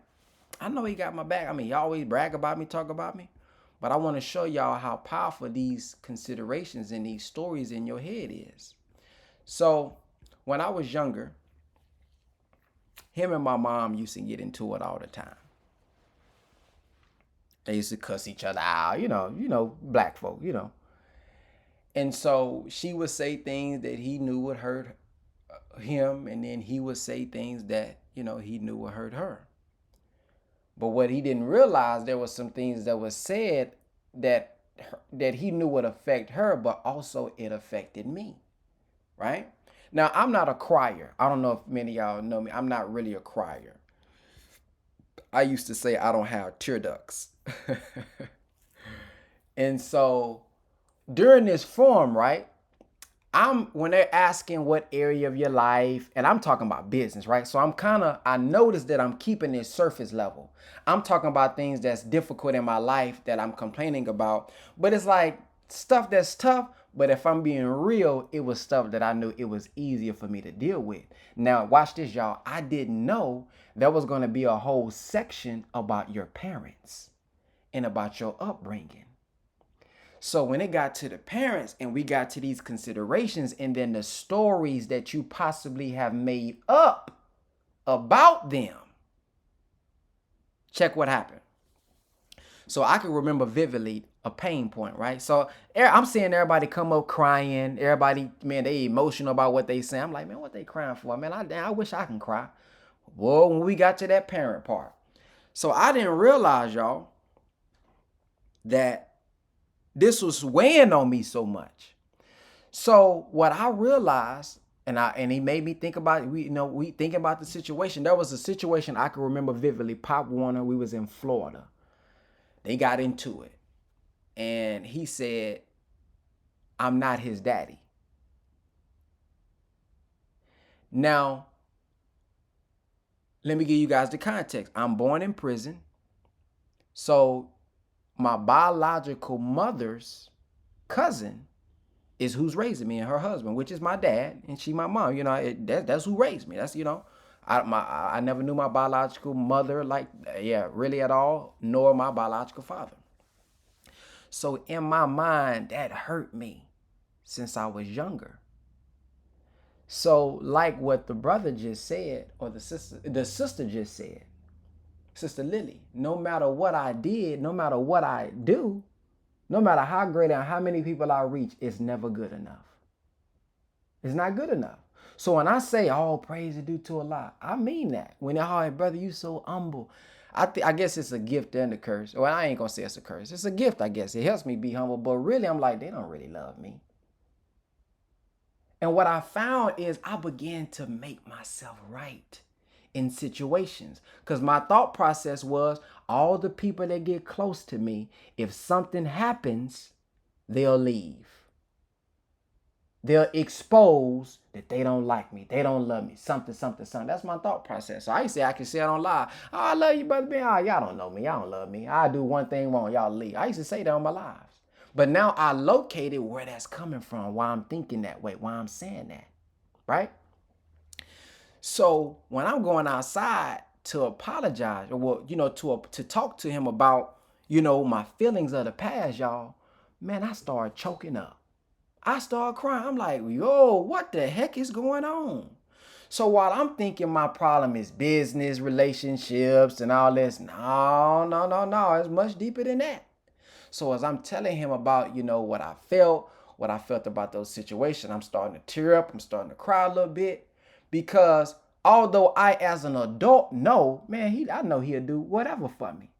But the little boy can't interpret, hey, he just saying that because he mad at her. He know if he say this to her, this gonna make her mad. But I'm taking this like it's real. So I created this story in my head. People don't want me. So now I'm seeing how that may show up even in relationship. If I feel something and I'm getting close and I feel a sense of rejection, I've seen how that has affected my relationships. So I want closeness, but then I'm also standoffish or alone, or kind of want to be to myself. I'm always bracing. They gonna do it. They gonna reject me. They gonna leave. I'm bracing.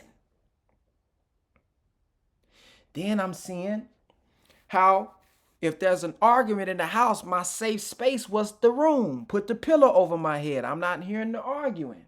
So when people see me in person, they say, oh, Brother Ben, you so quiet.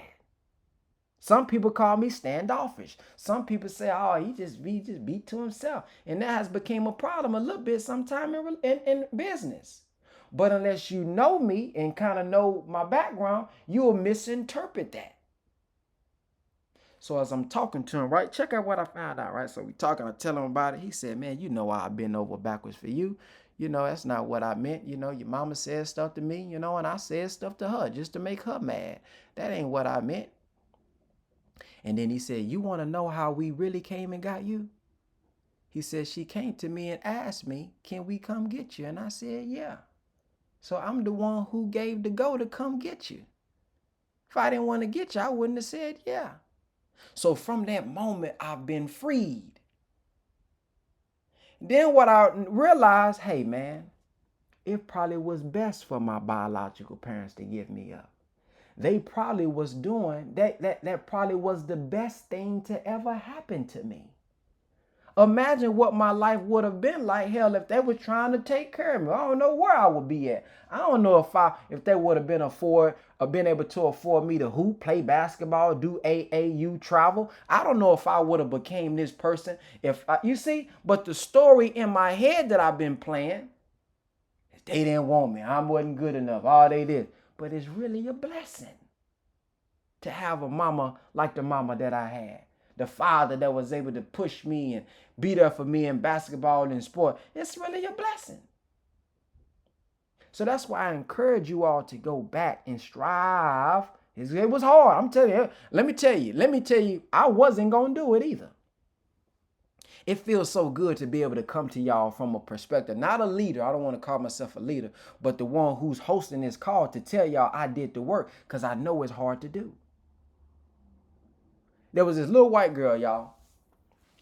She was talking about her mom. Let me not say little white girl. There was this white woman. She was small, so it was this white woman. And she was talking about her mom. Her mom is a jerk. Her mom is mean. And it was reminding me of what I felt about my dad. I remember that fear as a little boy. Like, man, he gonna cuss you out. He mad at you, always silent. Seem like he always angry. Feel like he's unapproachable. So that feeling as the little boy was coming up as I was gonna make the call. I'm like, man, I'm not finna make this call. And it ain't like he's like that now. But the little boy, that's what I was feeling. So in this conference, right, you go, you leave, and then you come back and you let them know, like, did you make your call? Did you call them? Did you do it? And this white woman had this mother that was so mean to her, she said. But then as he began to show this woman how, hey, this is what your mom did, but it's not about her. We only dealing with you. Where are some areas in your life where you have created a story, or you are getting some out of this, and you need to go call her about that? And when she came back and said that she talked to her mom and she was blushing and she had a smile on her face, and I seen how angry she was, I said, man, I can't be a coward and not call. So that's what forced me to call. So what that's called is completing your past. When we begin to complete those things, not about them, we can't control them. Us reaching out is the victory, not them, whatever their response is. When we begin to complete that and get that off of our plate, we create space for a new possibility, for a better relationship, for new, better possibilities, because we see, wait, that's what happened. But actually, the thing that's going wrong in my life is really the story that's in my head about what happened that may not even be real. So that's one of the things that I got out of it, family. And why all of these years, no matter how many views I get, no matter how much money I made, if I'm being realistic, as much as I tell you guys, in myself, there was a level of unworthiness. It showed up in my pricing. It showed up, y'all, in how I was willing to go live for 3 hours, 4 hours. I have fell asleep on coaching calls. And what I found is you're doing that so that you can be found worthy. So I became very performative. I used to crash at my laptop making videos so I can put them out to help people, because that's how I felt worthy, by helping others. Because if I wasn't doing nothing, I felt unproductive and I felt unworthy. Because growing up, people loved me when I played basketball. When I grew up, people loved me when I played sports. People congratulated me when I was always performing and doing something. So who I became a person that was able to be found worthy if I performed for others. Sometimes it read me tired as hell, crashing at my laptop. Know I'm sleepy, but I can't stop. I know I'm tired, but I can't stop. I know I need to take a break, but nope, I can't stop. All gas, no brakes. That was a persona. That was the person who I had to become. It's normal for me to take a break. It's okay. But I told myself that it wasn't. Because when I wasn't working, I wasn't worthy.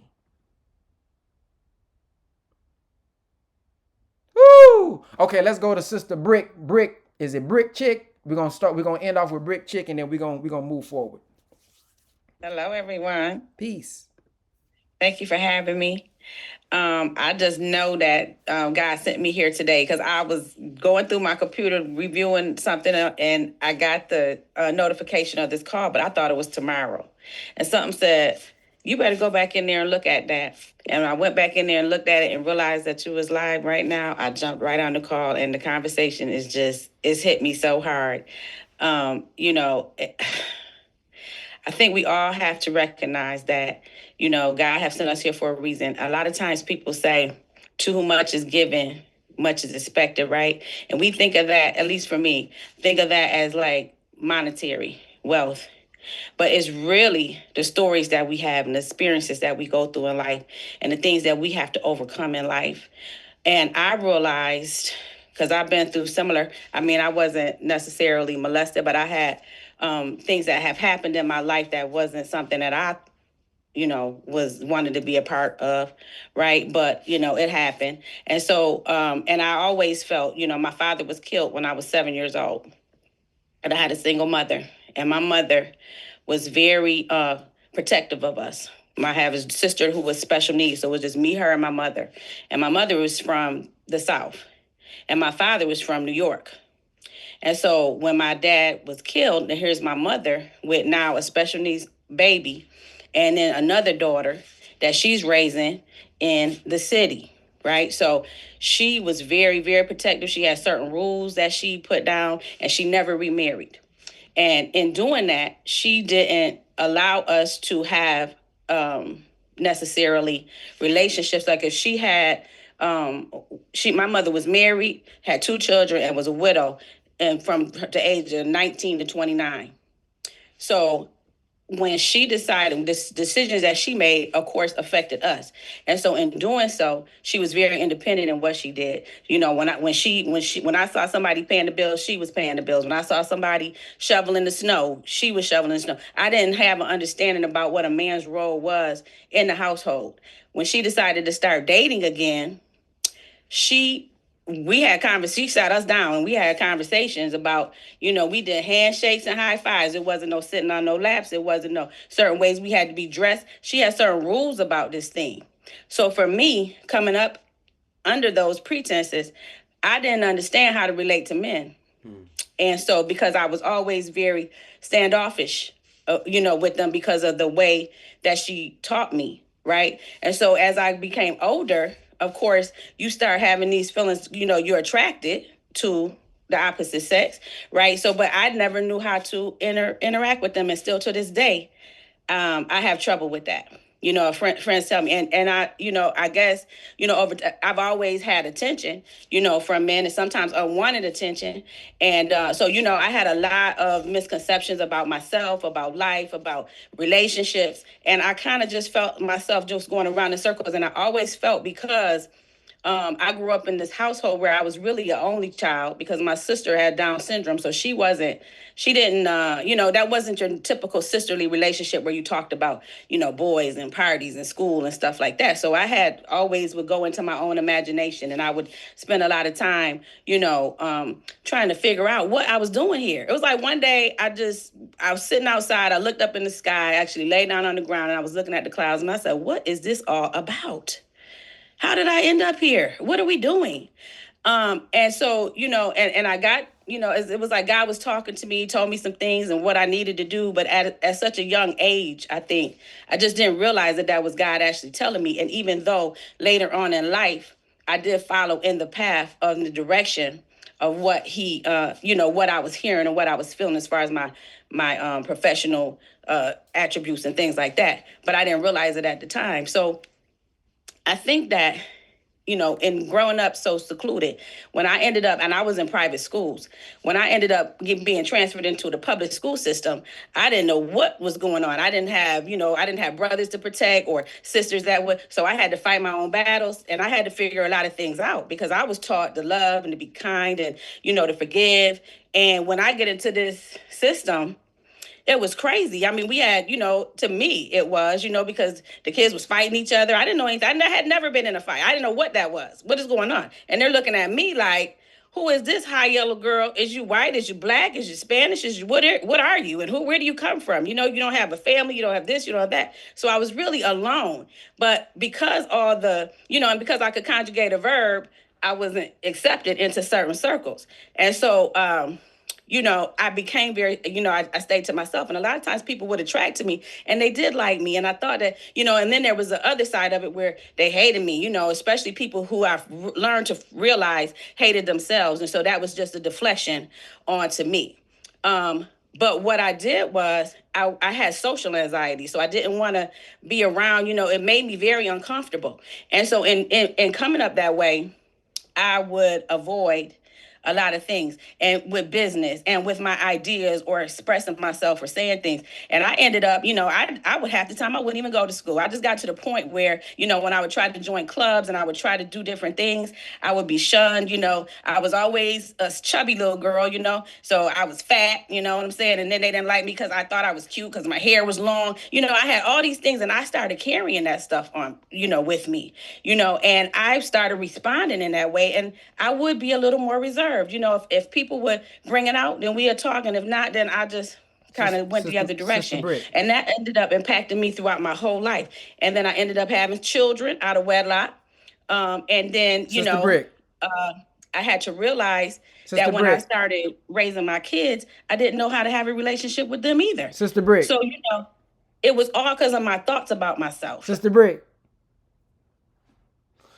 Can you Yes, I'm sorry. What's one thing that happened and then the stories that you told about what happened that you see has been impacting your life? Give us an example. I think the one thing that happened was that I was always told by, my mother's other family members that she gave me too much freedom and I didn't have enough restrictions. And so I was out there. What was the event that took place? I would say that the event probably was when I was raped. Okay. And then what was the story that you told yourself about yourself, and how has that impacted you? Was that, because I have a single parent, right? And because I don't have a dad or I don't have brothers and I'm not worthy of anything, I don't have any value, and nobody's going to come to save me. And so I had to learn how to be my own protector. If I had to fight, I had to fight for myself. If I had, anything, it was all that. And I just wasn't that person. I'm a loving person. I'm a kind person. But at the end of the day, when you have to come out of the corner fighting and defending yourself from everything. And then I never told my mom about it because I felt like I had disobeyed her because she told me, to not go certain places and not to be around certain people. And because I didn't listen to that, when this happened, I held it inside. Mm-hmm. You want to know why I paused you and asked? I started to hear protection. Mm-hmm. Because on one end you said, I've never been in a fight before, I'm not used to this. But then when I asked you the question, then you said, I always had to fight for myself. Mm-hmm. And fend for myself. I had never been in a fight before I went to the public school. Mm-hmm. But what type of fight did you have to have when you always had to fight for yourself? It was anything. It was whether I was being verbally accosted, or or I was being lied on, or I was being talked about, or or whatever the case may be. It was where I would have to defend myself. So and that's what I mean when I say fight. And how did that show up in your life? That person who you had to become to survive what happened to you, how did that show up in your life? How did that begin to impact you? Because my thoughts were always lack. My thoughts were always, poor you. You're a victim, right? You didn't have a father. You didn't have any. I focused on what I didn't have. And then I let that resonate so much in my mind that I started believing that about myself. And that impacted the way I lived my life, the way I spoke about myself, and then the way that my life ended up. Because I was actually creating spiritual laws for myself by repeating these things. I can't win for losing. I never have this. I never have that. I don't have this. I don't have that. And then I end up creating that life for myself. And when I realized that, right, because I always felt that something, like I said, when I looked up in the sky that day, I know that God was talking to me and telling me that there was a reason and a purpose that he sent me here. And but then I would second guess myself, because I would say, well, that can't be, because why would he pick me? I mean, I don't have nothing. I'm nothing. I'm nobody.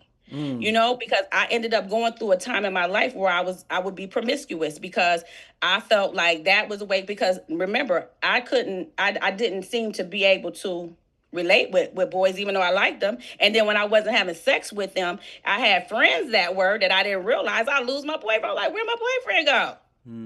What happened? He was coming over here. We'd be sitting on the porch and listening to the music and talking and laughing, and all of a sudden he wouldn't come up no more. And then I see him coming from my friend girl house down the street, whose mother wasn't never home, and so she had her own issues. But let's pause. What story did you begin to tell yourself when that happened? Things is going good. Then all of a sudden they're gone. Then your situation that took place. What story did you begin to repeat to yourself when that happened? That maybe if I would give it up, then they would love me, they would like me, and then I could have a boyfriend, and then I could be like everybody else. And then, so now, what story did that create to you about other people? Is there anything you began to think about men being with your event? Those things begin to happen. Is there a story you begin to tell yourself about men? I don't know if there was a story I was telling myself about men, but I was treating, I was too nice, and I didn't realize how men looked at women. I didn't realize that men don't really, to a certain degree, don't really respect women. There it is. That'll go to the story right there. That's it. That's what I was looking for. And so, but I didn't realize that. So I go toe to toe. I argue with them, and I wouldn't let them handle me any kind of way, because I didn't want that to happen to me anymore. And so, so that's the way I just conducted myself. So, but I didn't realize that it didn't even matter until recently in my life. And so think about your relationships in your adulthood. What was when you say you did, and earlier you said you kind of have some difficulties even now. What's some of the difficulties? Name your top two. I would say, well, from what I understand is I don't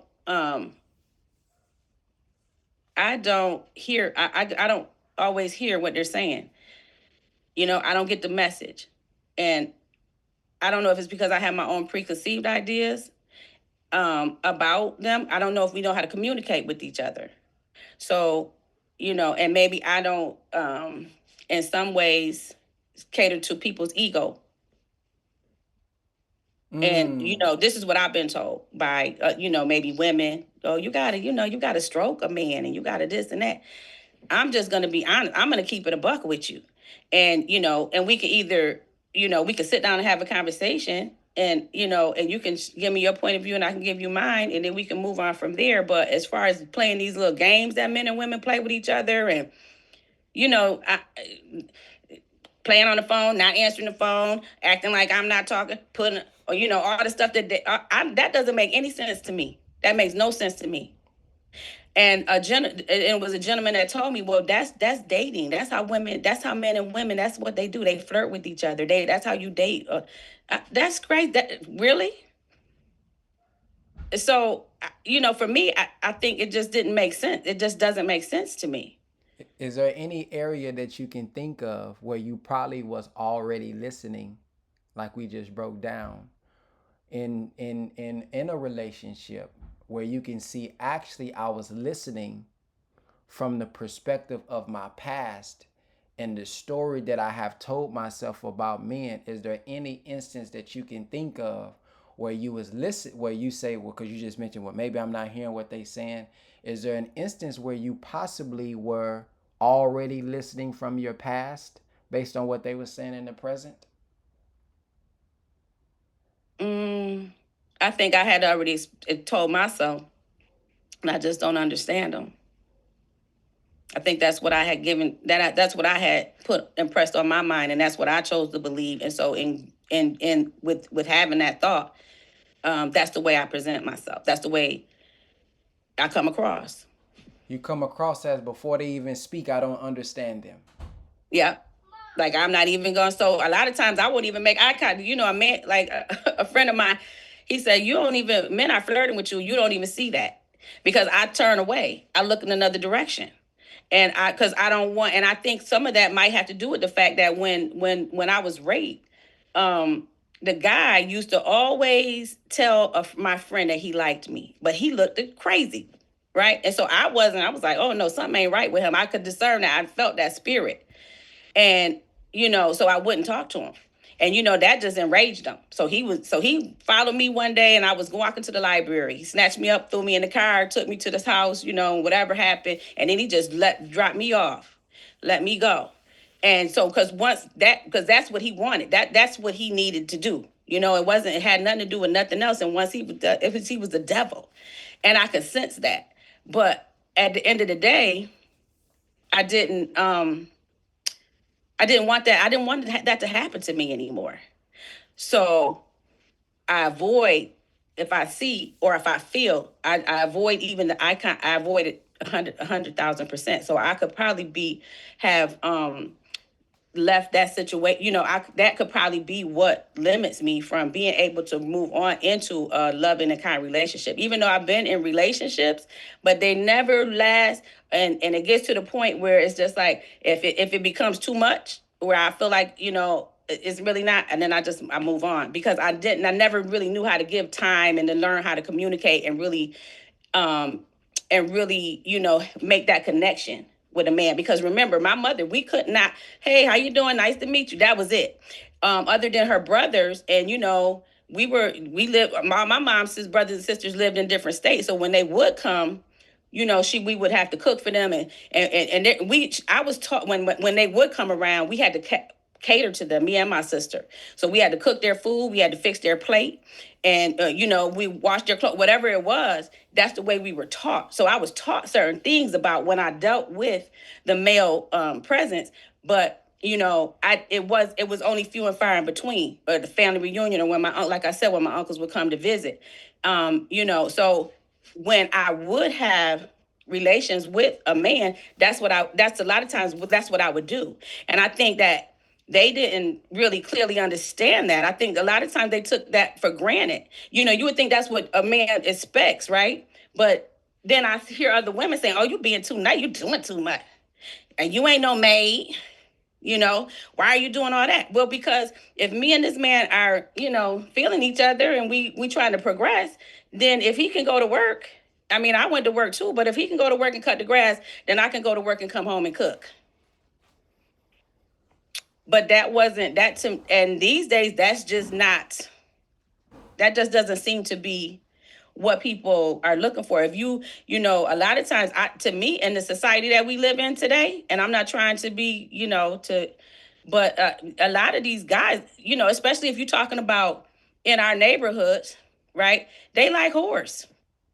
They enjoy the company of the whores.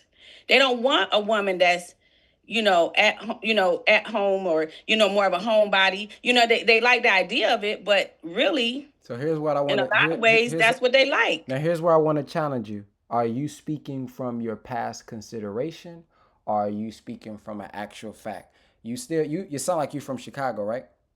No, I'm from upstate New York. Oh wow, you sound like you're from Chicago. That's amazing. All right, so there are probably over 1 million men in New York, correct? Probably in the state of New York, but where I'm at, I'm between Buffalo and Syracuse. All right, and how long have you been there? So I grew up here, and I left, and I was in the military. I lived overseas for a while. I came back. I lived in Georgia for a while, and then I came back here, and I've been here for about 10 years. Do you think over the past 10 years there's been over 1 million men there? I don't know. I can't say for sure. How about over 200,000? Maybe. Now, out of the 200,000, do you think that you've been with at least 1% of the 200,000? Hold on, let me do this math. I'm not good with math. I'm better with English. No. Not at all, correct? Mm-mm. Even the friends that you have, do you think they've told you about have they been with, and you've had deep conversation where they've broken down actual facts about this man? At least 10% of the men that's probably been there. But the thought is these men these days, right? So again, even in what you're saying now is from your past. It's a past story that you're stating, because we haven't even been with even 2% of them probably to even give a synopsis of what men are. So if I'm coming in with this story in my head that this is what they don't want these days, this is how they are these days, then I'm going to come in with that, and it's going to show and impact the relationship that I have, is what I'm trying to show you. So there may be men like that. There may be women like that. But we may have only dealt with 2, 3, 5 of them, but then we're putting that reality, maybe that was real, story on everybody, and it's impacting our own life. So I encourage us all to start to look into us. There are things we can probably point out in women. There are things we can probably point out in men. But where are some of the stories showing up in my life? Where could I have been better? Where could I have not just been listening better? Where could I have been bringing in some of those past experiences to my present reality, creating a pattern in my future of what happened to me in my past? That's what I want you to listen for when we're speaking. So the reason I want to kind of give us this and allow you to go a little longer, because I was starting to hear even the consideration as you was actually speaking. So I want us to start being more aware of that when we're talking, when we're building, when we're seeing things, when we're listening. Am I listening to the reality of what exists now, or am I really listening from an ear from my past experience? Because that would taint whatever I hear coming from this man. That would taint even what he even is doing. And if I change my lens, I may say, whoa, that's not what he was saying. Oh, that's not what he meant. Dang. Right. You know what? He probably meant something different.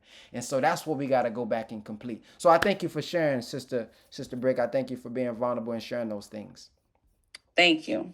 All right, let's get back on our thing. Is this, man, I hope this, I know this is a vulnerable thing, and man, this is good, but hopefully you guys are getting some out of this.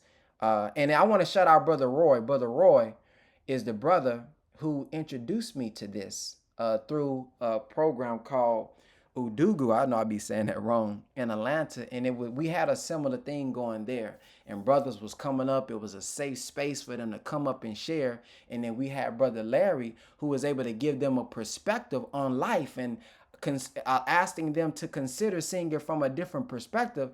And I said, man, while I was listening, y'all know, because I don't talk, I wish I can talk to this guy one-on-one. I wish we can have a longer version of this. And guess what? Just so happened, he also leads the Landmark Forum. So I'm like, man, that's a longer version to do this. So Brother Roy was able to sponsor my ticket. He was able to get me there, pick me up each day to take me there. So if it wasn't for Brother Roy, everybody give a shout out to Brother Roy. If it wasn't for him, I wouldn't be able to even bring this perspective back to y'all and help you guys. So man, big shout out to Big Brother Roy Woods Jr., who's in the Zoom right now, man, who introduced me to some of these things as it pertains to personal development. So let's go ahead and close this thing out as we finish up. So listen, paying attention to your mindset when you prepare to set your goals. Pay attention to the thoughts in your head. So as y'all said, y'all want to do 10,000. Some of y'all said y'all want to start these businesses and do these things. I want you to pay close attention to your own thoughts as you set them. Acknowledge what's gone before you. Acknowledge your past. Complete the past so we can change our thinking. Example, change your thinking from, I don't know why I bother, it never works, to I might not have achieved my goals in the past, but this time will be different. Mindset. Get into the right mindset before you sit down and set your goals. Think about those considerations. Think about those past. Think about how you're going to create a new possibility, a new reality. Scripture says through the Quran, kun fayakun, which means be and it is. Scripture says, as a man thinketh in his heart, so is he. I don't care what you type. As a man thinketh in his heart, so is he. So we got to go back and reprogram that subconscious mind. We got to go back and give what happened to us a new meaning. It does not mean I'm unworthy.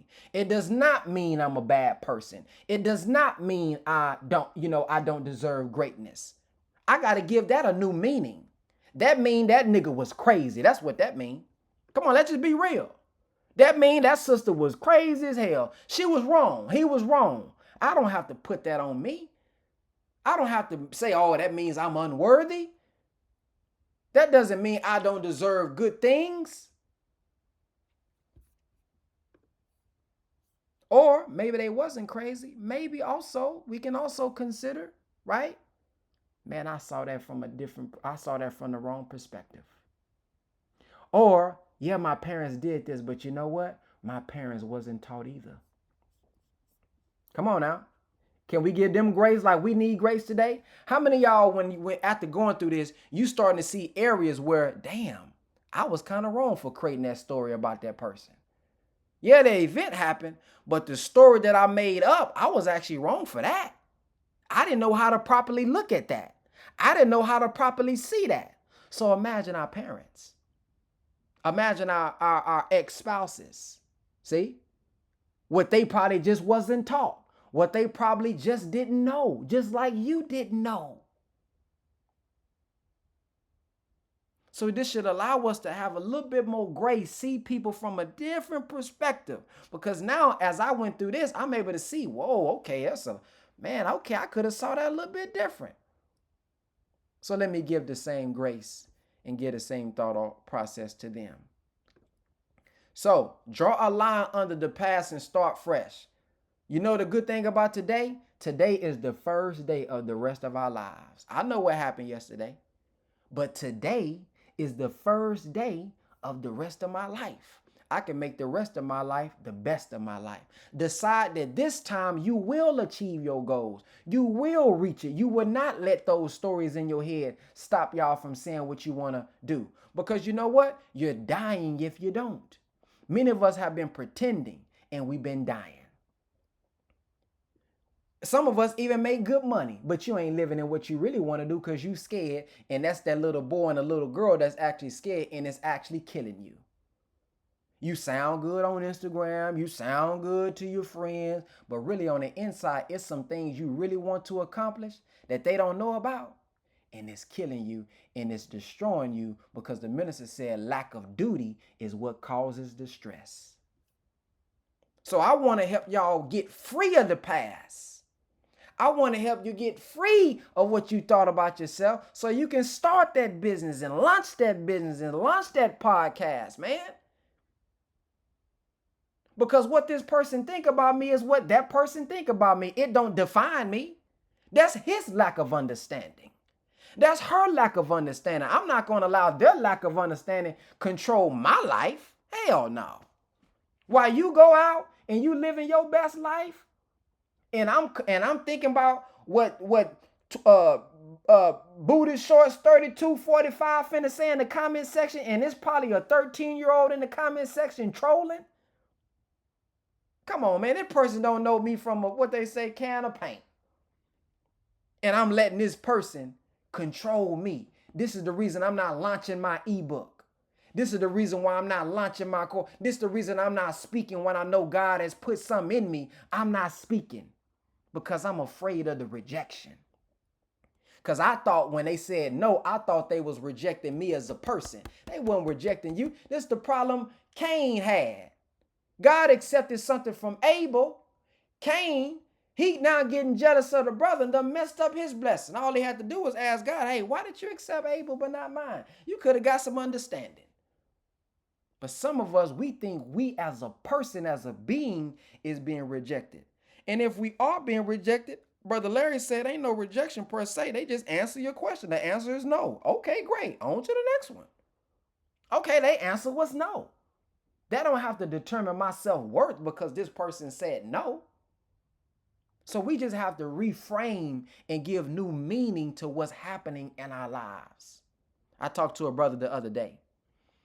And do you know this brother has been controlled by his ex-wife? And she's been using his son? I share it with, I'm not going to share with y'all what I share with him, but I'll share with y'all something about his situation.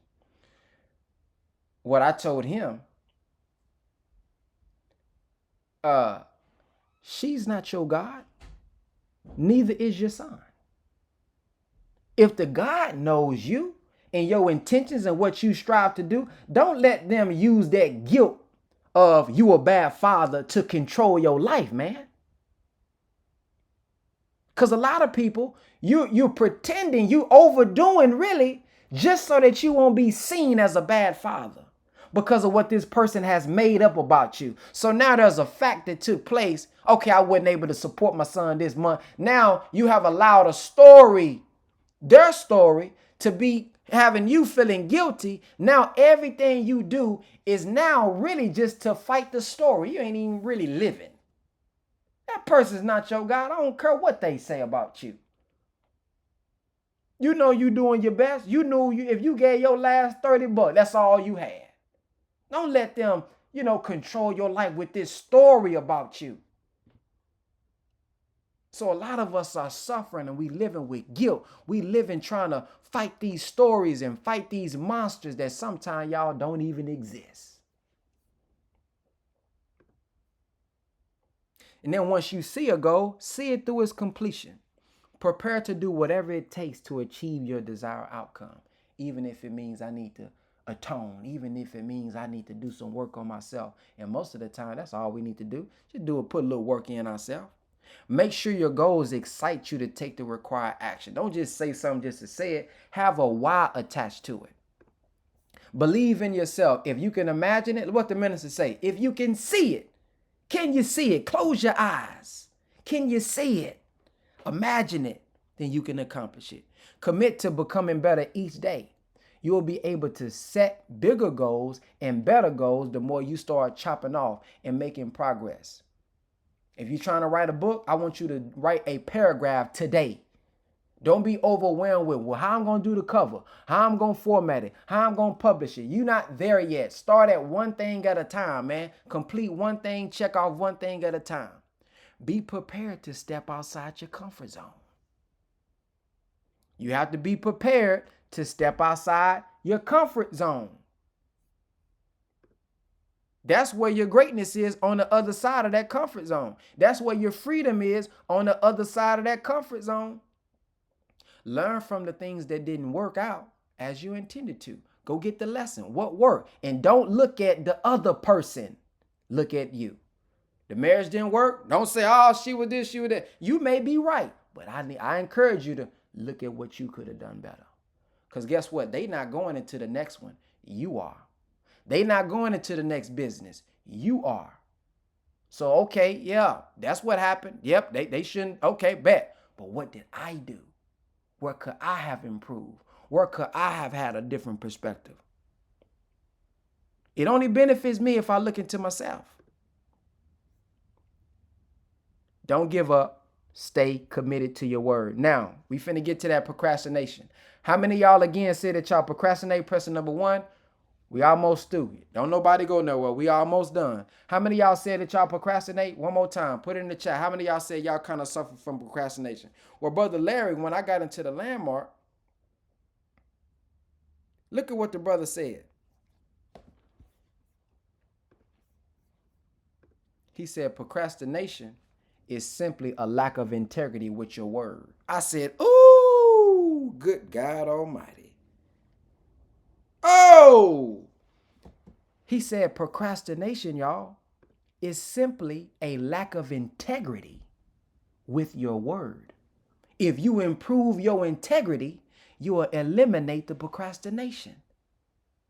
So we put a good word and it sounds good. I'm suffering from procrastination. No, what you're really doing is you said you was going to do it and you didn't do it. That's a lack of integrity with your word. How many of y'all does that hit for? So if I find in my life areas where I've given my word, but I haven't been as integral. I said I was going to do this, but I didn't keep my word. I failed in my word. I said, come on now. There was a lack of integrity in these areas. Then we'll start to see this is really the root of our procrastination. And then look what Brother Larry also said. This one hit really hard. And he's also said, I want to give y'all this too. He said it doesn't mean necessarily that you a man, that you don't have integrity. He said integrity is just black and white. You just got to find out the areas you don't have integrity and just keep improving it over time. It don't mean that you lack integrity or it got to be a bad thing, like a moral thing. It's just, okay, I now notice a blind spot that I got to get better at. But look at what he said, y'all. Now this is deep. He said, where is it at? He said the level of, let me see if I can find this down here in my notes. He said the type of integrity, Brother John, that it takes to be single is a different type of integrity that it takes to be dating someone. He said the integrity that you need to just be dating someone is a different level of integrity that you need to be committed. He said the level of integrity that you need to be committed is a different level of integrity you need when you get engaged. Ooh, then he said the level of integrity you got to have to be engaged is a different level of integrity you need to be married. I said, damn. So how many of us, we have integrity, but hell, single. But we carry that level of integrity from being single or maybe boyfriend and girlfriend to marriage. And we struggle in them areas. I said, wow, man, that's some deep stuff right there, man. When you just a freelancer, the level of integrity you got to have with somebody who you just kind of hired as a contractor is a different level of integrity you got to have when y'all have now signed and became partners. Different level of integrity. Said, ooh wee. So assignment, look into your life and discover for yourself what exists for you that is unwanted and yet persist. This is the question he had us ask. And we're going to deal with this possibly next week. What is an area of my life that I'm displeased, basically? What's the area where I'm displeased in my life? I want it to go away, but it's still there. It won't go away. Is it in business? Is it in relationships? What is? I want you guys to ponder on that. So take a screenshot of that. And we're going to close off because I do have a meeting that's coming up. I want to give Brother Roy, I know he wasn't expecting this, a chance if he wants to come speak. He has taken Landmark. Again, he's the one who introduced it to me. As y'all know, I'm going to infuse what I know with the teachings, with anything that I do. But Brother Roy, man, he's a big brother to me, man. He's been, ever since I met him, ever since he came and picked me up to introduce me to this program, has just been been introducing me to life-changing things, man. He's a very upfront brother. I come from them age where your coach used to cuss you out and the football coach used to cut you out because I'm not used to all that soft coaching. So he reminds me of my old football and basketball coaches, man. So I want to give Brother Roy, if he have, some time to just share and close us off, man, of just what you get out of Landmark and just the experience that you've had, of personal development. All right, good afternoon, guys, or good morning, depending on your time frame. I did Landmark back in 2017, and I was a very competitive kid, and it comes back from when I was a little hurt young boy in second and third grade. I wasn't really good in speaking and talking, so I told myself. I remember the speech therapist used to move me out of the classroom, and kids used to pick on me. My last name started W, so I had to go all the way from the back of the room to leave out the classroom. So I made a story for that moment, that day. I'm going to beat you up or shut you up. So anytime somebody directly told me I couldn't do something, that was my goal, to prove you wrong. And what it cost me my life. It cost me my self-expression because I never did anything for me. I always did to prove people wrong. And when I did Landmark in 2017, I got present to that. I didn't realize that's how I lived my life. Now I got a power of choice to say yes or no and not get triggered to do something just because somebody else told me I couldn't do it. And so when I had got my transformation, I said, no, I let everybody in the world know about this. I feel like this is a basic training for humanity, and help you get the average out you. And being a retired U.S. Army captain, it just made sense. And so I said, if I'm gonna be a business owner, a better father, a better human being, I want people around me to get transformed too. So it's an honor to be on the call with you guys and share this moment with you guys. I just tell people to take action. Action cures everything. And once you start something, finish. And I'll leave you with this. Always finish. Once a task has begun, never rest until it's done. Build, labor, large or small. Do it well, not at all. Yes, sir. Thank you.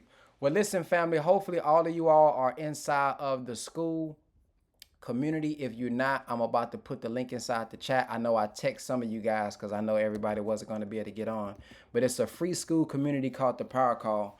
I'm going to bring the Power Call back where we do these Mondays. We're probably going to do, guys, probably Monday, Wednesday, and Friday, so that, you know, I want to stay consistent with it. So we're probably going to start back maybe 2 or 3 times a week. And then we'll kind of grow into it from there. Obviously, during Ramadan, we're still going to do every day with the Quran and all that good stuff for those who want to do it with us. But we're going to ease in 3 times a week starting off. And if you guys can put inside of the community what y'all got out of today.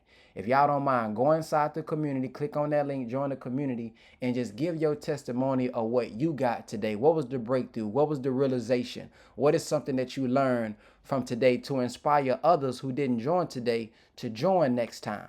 Okay, and then we're going to finish this. So this is just part 1, y'all. This is just part 1. We're going to do part 2 on Monday. All right, so we're going to do part 2 on Monday, God willing. And the link will always be inside of the community. That school community is going to be inside of there. So I thank you all for listening. I thank you guys for coming on last minute. And I'll see you guys next week.